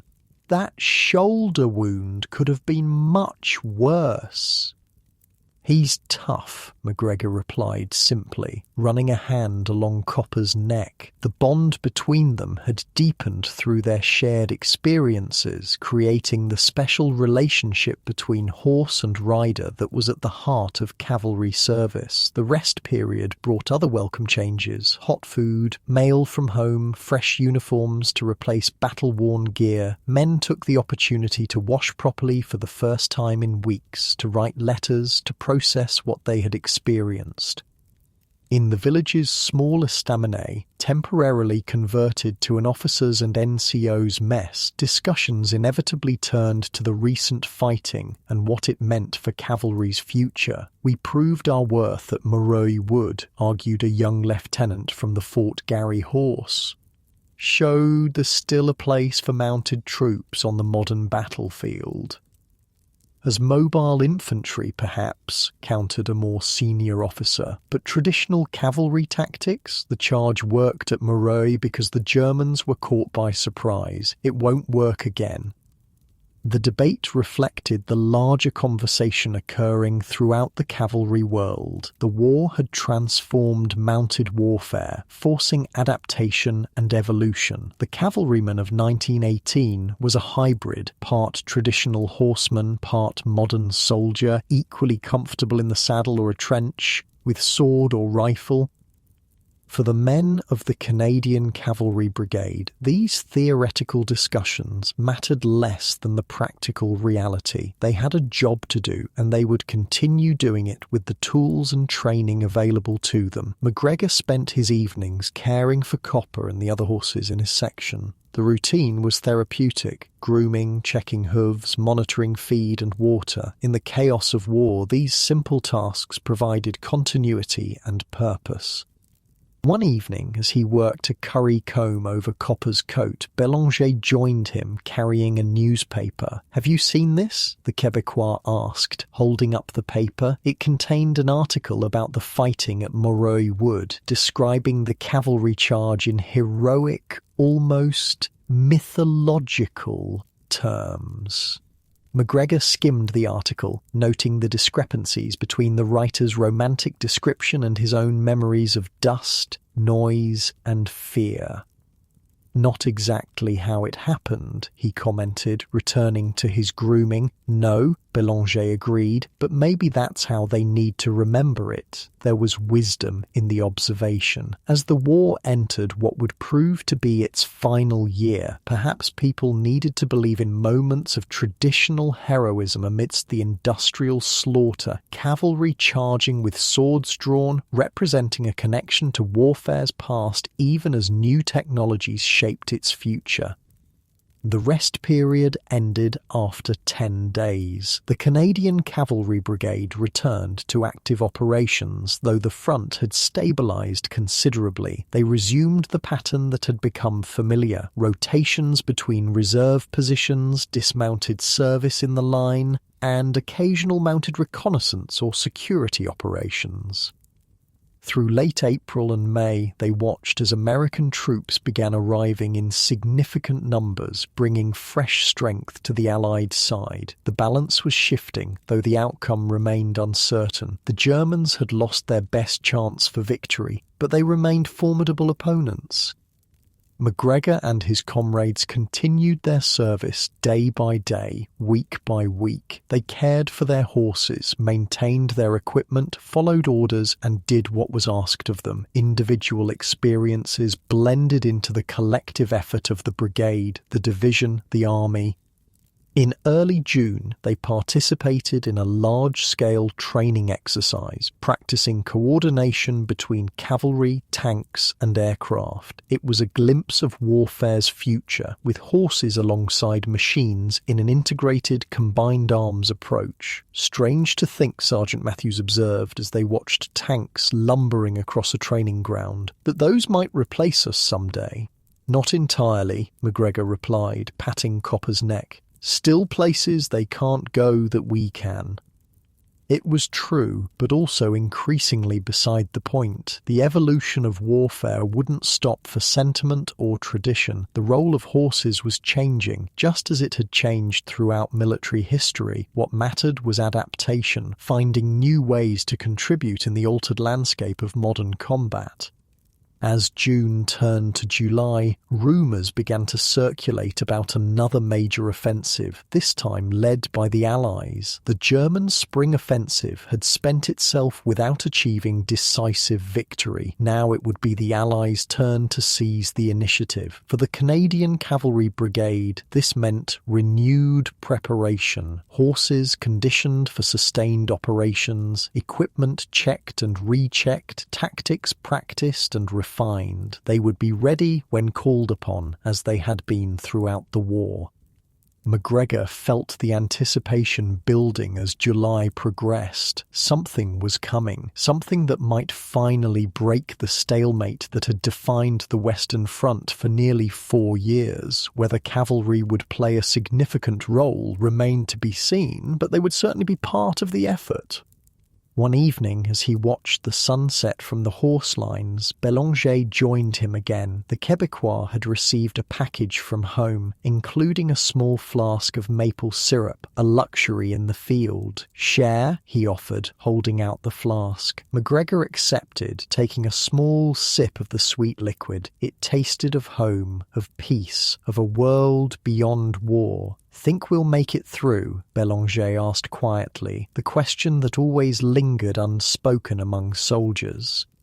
MacGregor looked at Copper, standing contentedly in the evening light, then at the men around them, some playing cards, others writing letters, all carrying the invisible weight of years at war. "Some of us," he replied honestly, "enough to remember." It was the most either man could hope for as they faced whatever came next. The Canadian Cavalry Brigade had proven its value during the critical days of the German offensive. Now they prepared for what would become known as the 100 Days Offensive, the final Allied push that would eventually end the war.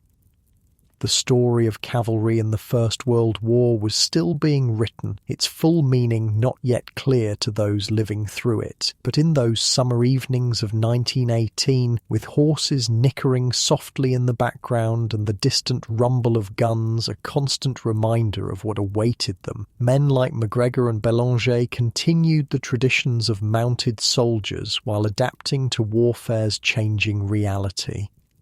Their experiences, from the desperate defence against the German spring offensive to the legendary charge at Maroi would become part of cavalry's legacy, chapters in the long history of horses and humans in war. What they could not know was how few chapters remained to be written as the age of horse cavalry approached its final sunset.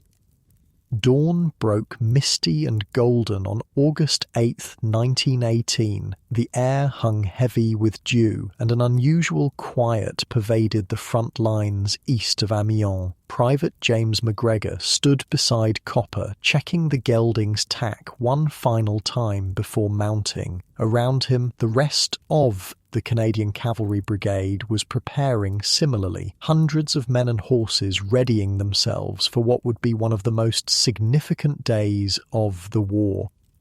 The past months had brought significant changes to the Western Front. The failure of the German spring offensive had sapped enemy morale, while Allied strength continued to grow with the arrival of fresh American troops. A series of successful limited attacks by British, French, and American forces had reclaimed territory and further weakened German resolve. Now, the Allies were preparing for something bigger, a major offensive east of Amiens designed to break through German defences and return to mobile warfare. Unlike previous offensives that began with days of preliminary bombardment, essentially announcing the attack in advance, this one would rely on surprise. A massive artillery barrage would begin at the same moment as the infantry and tank assault, with no warning shots to alert the Germans. For cavalry, this offered the possibility they had awaited for 4 long years, the chance to exploit a breakthrough to operate in open country beyond the trench systems. "Mount up," came the order, passed quietly along the line. McGregor swung into the saddle, feeling Copper shift beneath him. The horse sensed the tension in the air, ears pricked forward attentively. After all they had been through together, horse and rider had developed an almost telepathic connection, each responsive to the other's slightest cues. Bélanger rode up beside him, looking unusually solemn in the early light. "This feels different," the Québécois said quietly. McGregor nodded. There was a sense of anticipation unlike anything they had experienced before, a collective feeling that today might bring significant change after years of grinding stalemate.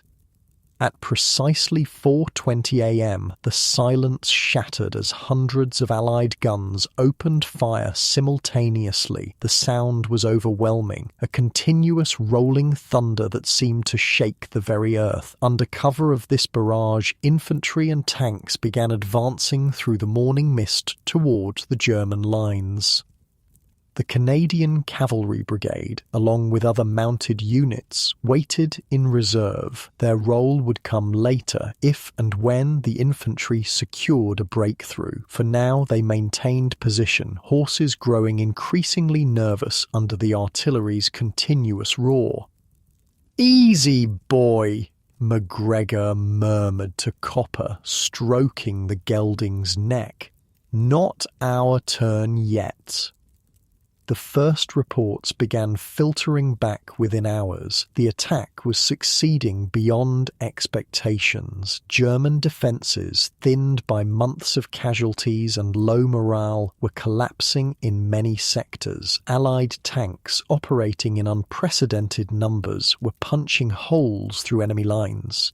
Infantry was advancing steadily, bypassing strong points rather than becoming bogged down in costly frontal assaults. By mid-morning, the order came. "Cavalry forward!"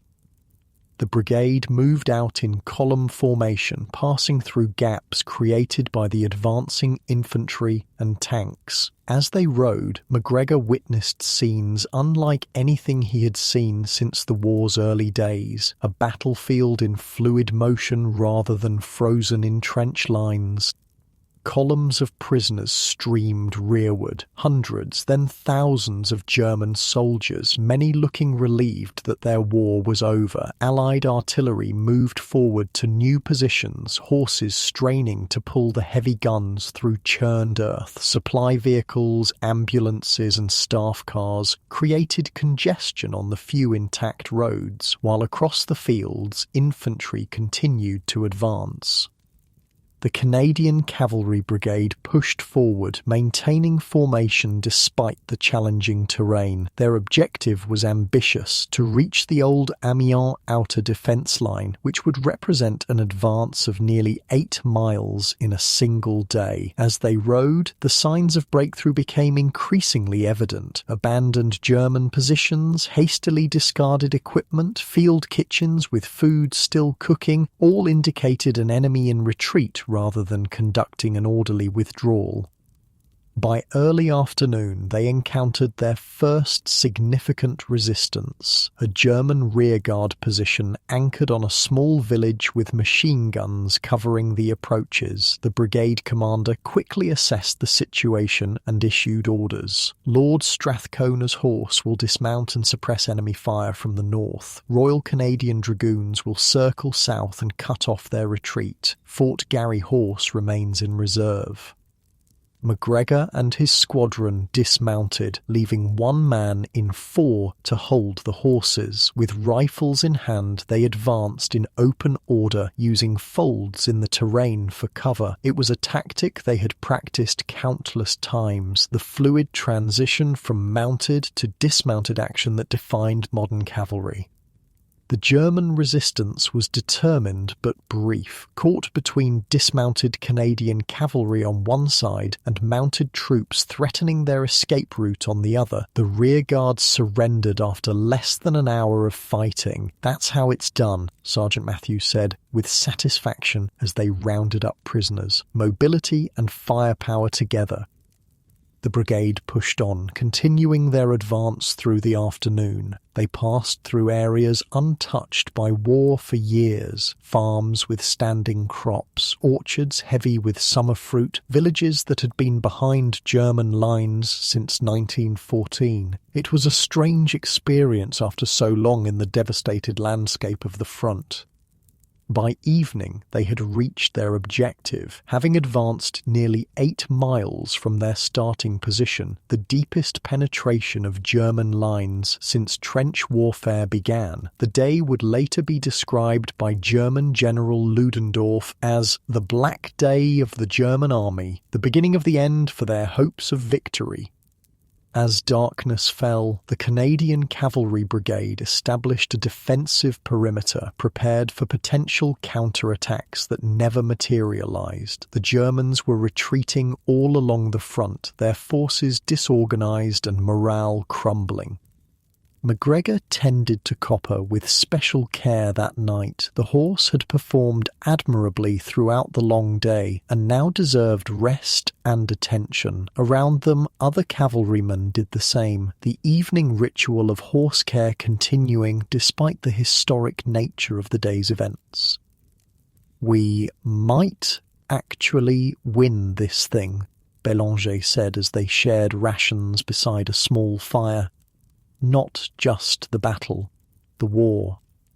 MacGregor nodded, allowing himself to consider the possibility for perhaps the first time, might at that. The success of the Battle of Amiens marked the beginning of what would become known as the 100 Days Offensive, the final Allied push that would eventually end the war. For cavalry, it brought a return to the mobile operations they had trained for, though in a form different from pre-war expectations. Throughout August and September, the Canadian Cavalry Brigade remained actively engaged as the Allied advance continued. They performed reconnaissance, pursued retreating enemy forces, secured objectives ahead of the infantry, and occasionally engaged in direct combat when necessary. There were no more dramatic charges like Maroi would. Both sides had learned too much about the devastating effect of machine guns on mounted troops. Instead, cavalry operated as a highly mobile force that could switch between mounted and dismounted action as the situation required. By late September, the Germans were in retreat all along the Western Front, falling back to prepared defensive positions but unable to halt the Allied momentum. The psychological impact of seeing Allied cavalry operating freely behind what had once been secure German territory further damaged enemy morale. On September 28th, MacGregor found himself in a position he could scarcely have imagined a year earlier, riding through a Belgian village that had just been liberated after 4 years of German occupation. The reception was emotional, civilians emerging from homes to cheer the passing cavalrymen, offering water, food, and flowers. "Merci, merci," called an elderly woman, pressing a small loaf of bread into MacGregor's hand as he rode past. Such moments provided powerful reminders of why they were fighting, not for territory or strategic advantage, but for people who had endured years of occupation. The brigade pushed on, maintaining the advance despite increasingly difficult autumn weather. Rain turned roads to mud, fields became quagmires, and both men and horses suffered in the cold, wet conditions. Yet they continued forward, part of the relentless Allied pressure that was gradually forcing Germany toward acceptance of defeat. By mid-October, signs of the war's approaching end were increasingly evident. German forces continued to retreat, though still fighting rearguard actions. Political upheaval within Germany weakened support for continuing the conflict, and peace feelers were being extended through diplomatic channels. For the men of the Canadian Cavalry Brigade, however, the war remained very real. They continued operations throughout October, their tasks evolving as the front moved eastward. Increasingly, they found themselves serving as advance guards for the infantry, moving ahead to secure crossroads, bridges, and other key terrain features. On October 20th, MacGregor's squadron was assigned to secure a crossing over a small river ahead of the advancing infantry. They approached cautiously, aware that such obvious choke points were often defended. Their caution proved warranted. As the lead elements neared the bridge, German machine guns opened fire from prepared positions on the far bank. Several horses and riders fell in the initial burst, while others sought cover in a drainage ditch beside the road.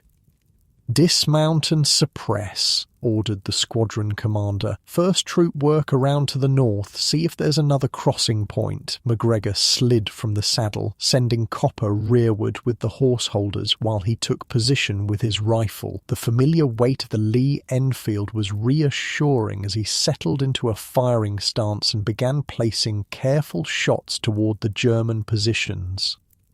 For the next hour, a firefight raged across the river. The Canadian cavalrymen, well trained in dismounted action, gradually gained fire superiority, forcing the German gunners to keep their heads down. Meanwhile, the flanking troop located a fordable section upstream and crossed, threatening the defenders from behind.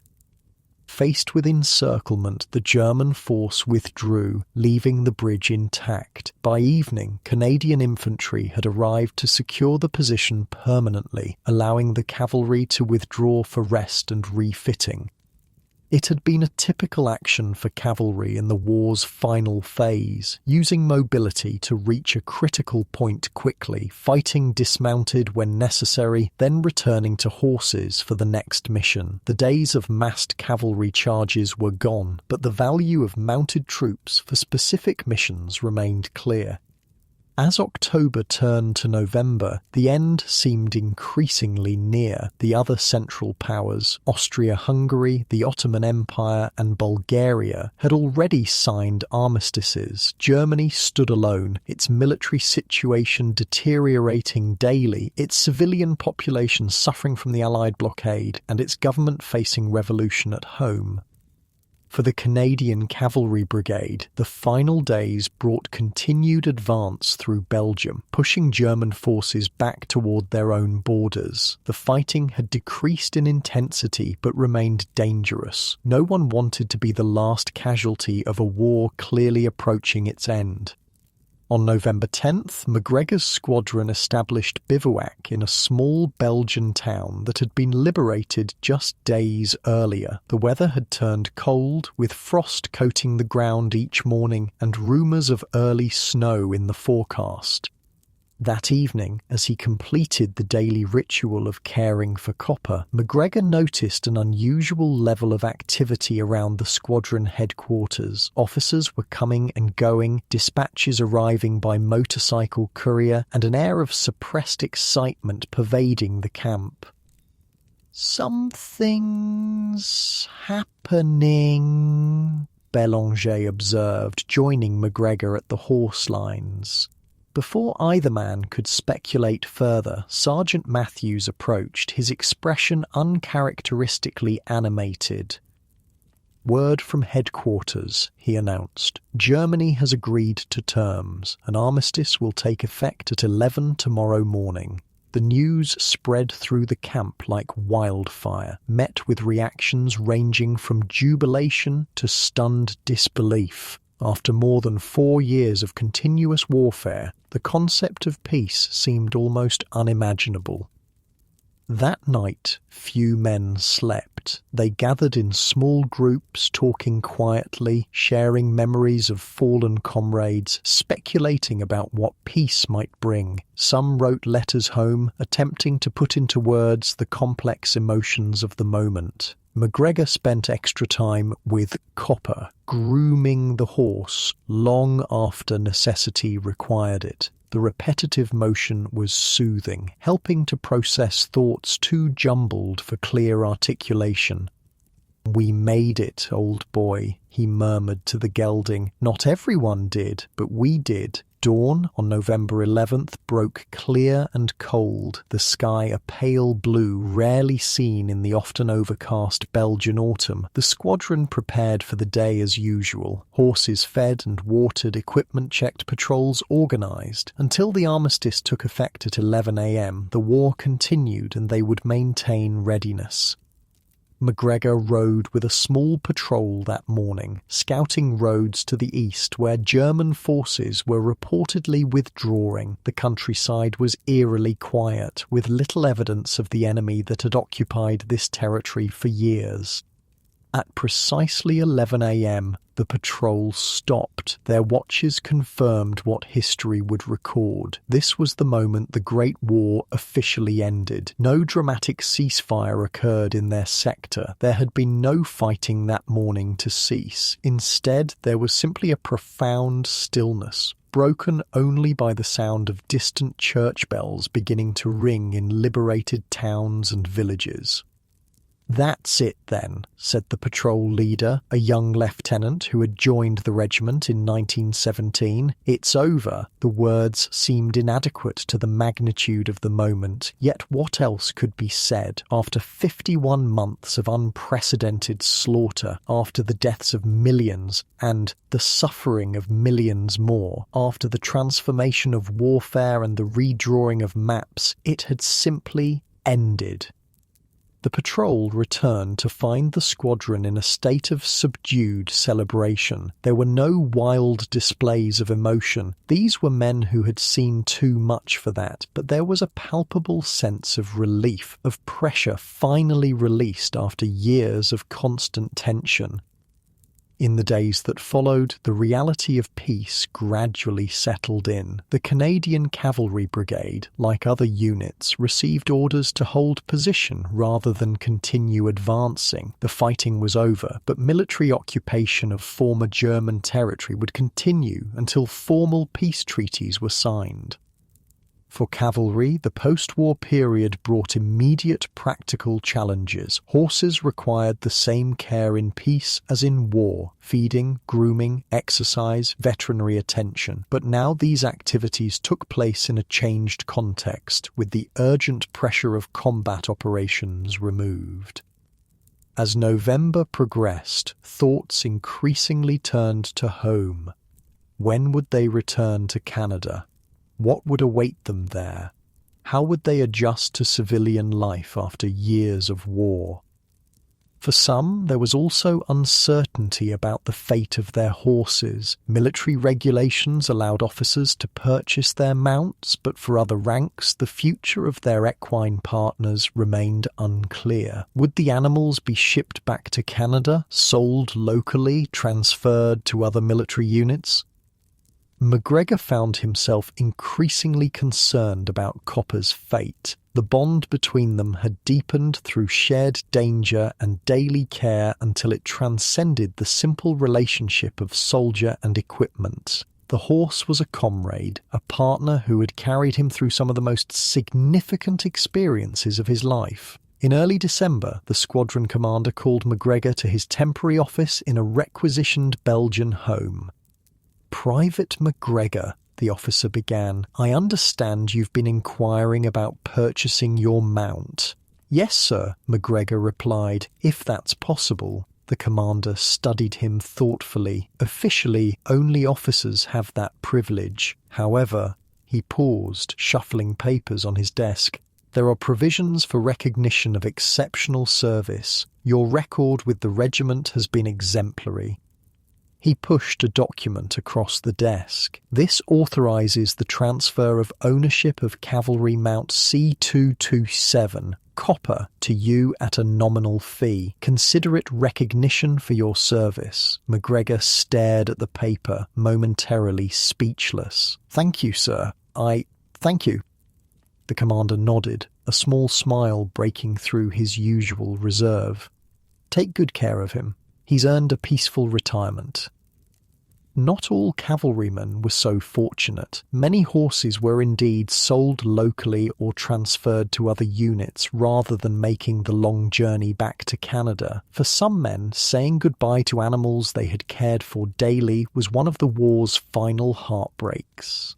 As 1918 drew to a close, the Canadian Cavalry Brigade began the process of demobilisation. It would be months before all troops returned home, with occupation duties and administrative requirements delaying their departure from Europe.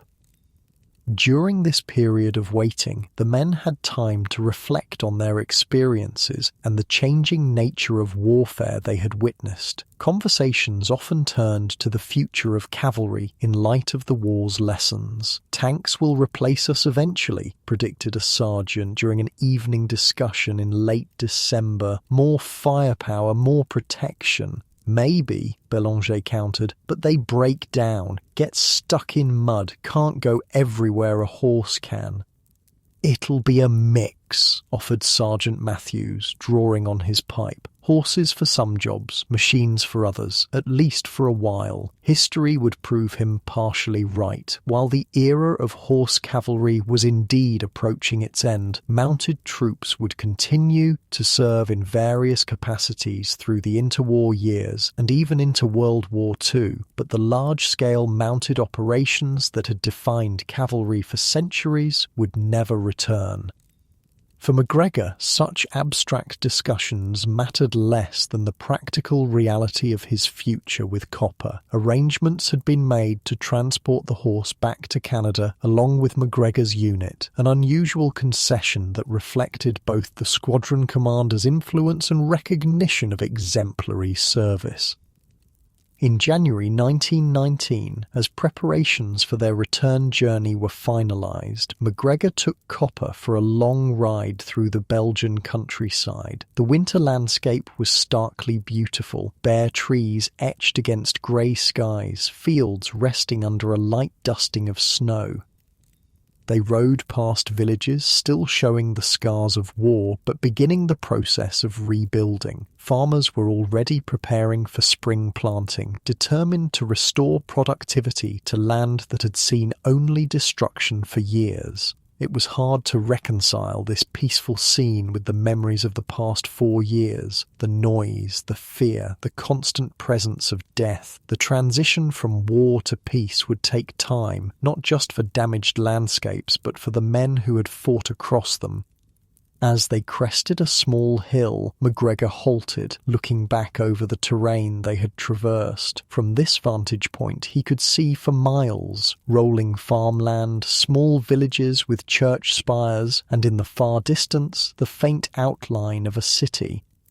It struck him that this view, the ability to see and understand the larger landscape, represented one of cavalry's enduring contributions to the war effort. Even as technology had changed the nature of combat, mounted troops had provided essential mobility and situational awareness in a conflict often characterized by confusion and limited visibility.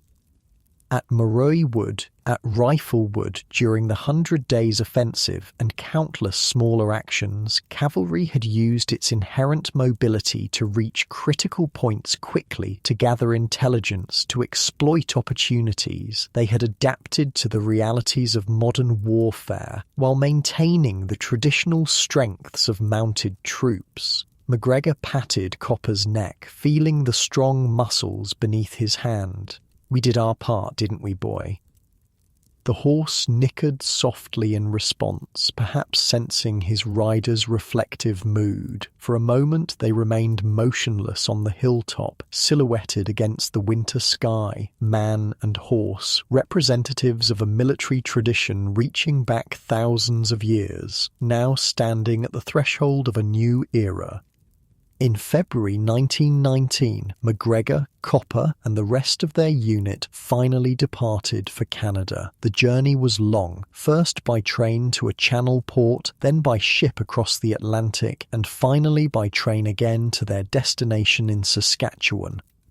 Throughout the voyage, MacGregor maintained his routine of daily care for Copper, ensuring the horse weathered the journey in good condition. Other surviving cavalry mounts travelled with them, destined for farms, ranches, and in some cases continued service with Canadian mounted police units. When they finally arrived home in early March, a small ceremony marked the regiment's return. Families gathered to welcome loved ones who had been away for years. There were tears, embraces, moments of joy tinged with the awareness of those who would never return. MacGregor's parents met him at the station, his father proudly wearing his own medals from earlier service. They had arranged for transportation of Copper to their small farm, where the horse would live out his days in peace, a living reminder of their son's service and the bond forged in war. As spring arrived, bringing new growth to the Saskatchewan prairie, MacGregor began the process of reintegration into civilian life. The transition was not always easy. Nightmares sometimes disturbed his sleep, bringing back memories of artillery barrages and machine gun fire. Certain sounds, a car backfiring, thunder during a storm, could trigger momentary returns to combat alertness. But there were also elements that eased the adjustment. Daily work on the farm provided structure and purpose. Family offered support and understanding, and Copper's presence gave continuity, a living connection to experiences that often seemed increasingly distant and dreamlike. On pleasant evenings, MacGregor would sometimes ride across the family's land, Copper moving with the smooth gait that had carried him through years of war. These quiet rides became a form of therapy, a way of processing memories and gradually reconciling the soldier he had been with the civilian he was becoming. During one such ride in late April, he encountered Bélanger, who had settled on neighbouring land after receiving a veteran's land grant. The Québécois had also managed to bring his mare home, and the two former cavalrymen often rode together, sharing memories and observations that civilians couldn't fully understand. "Saw in the newspaper that Flowerdew got the Victoria Cross," Bélanger mentioned as they rode side by side across a rolling meadow. Posthumous, of course. MacGregor nodded. Lieutenant Gordon Flowerdew's leadership during the charge at Maroi Wood had indeed been recognised with Britain's highest military honour, acknowledging his courage and the tactical importance of that action. "Deserved it," MacGregor replied simply. "Change the course of that whole battle?" They rode in companionable silence for a while, each lost in memories of that day, the thunder of hooves, the chaos of combat, the strange mixture of fear and exhilaration that accompanied cavalry in action. "Think anyone will remember?" Bélanger asked eventually. What cavalry did, I mean, or will they just talk about tanks and planes?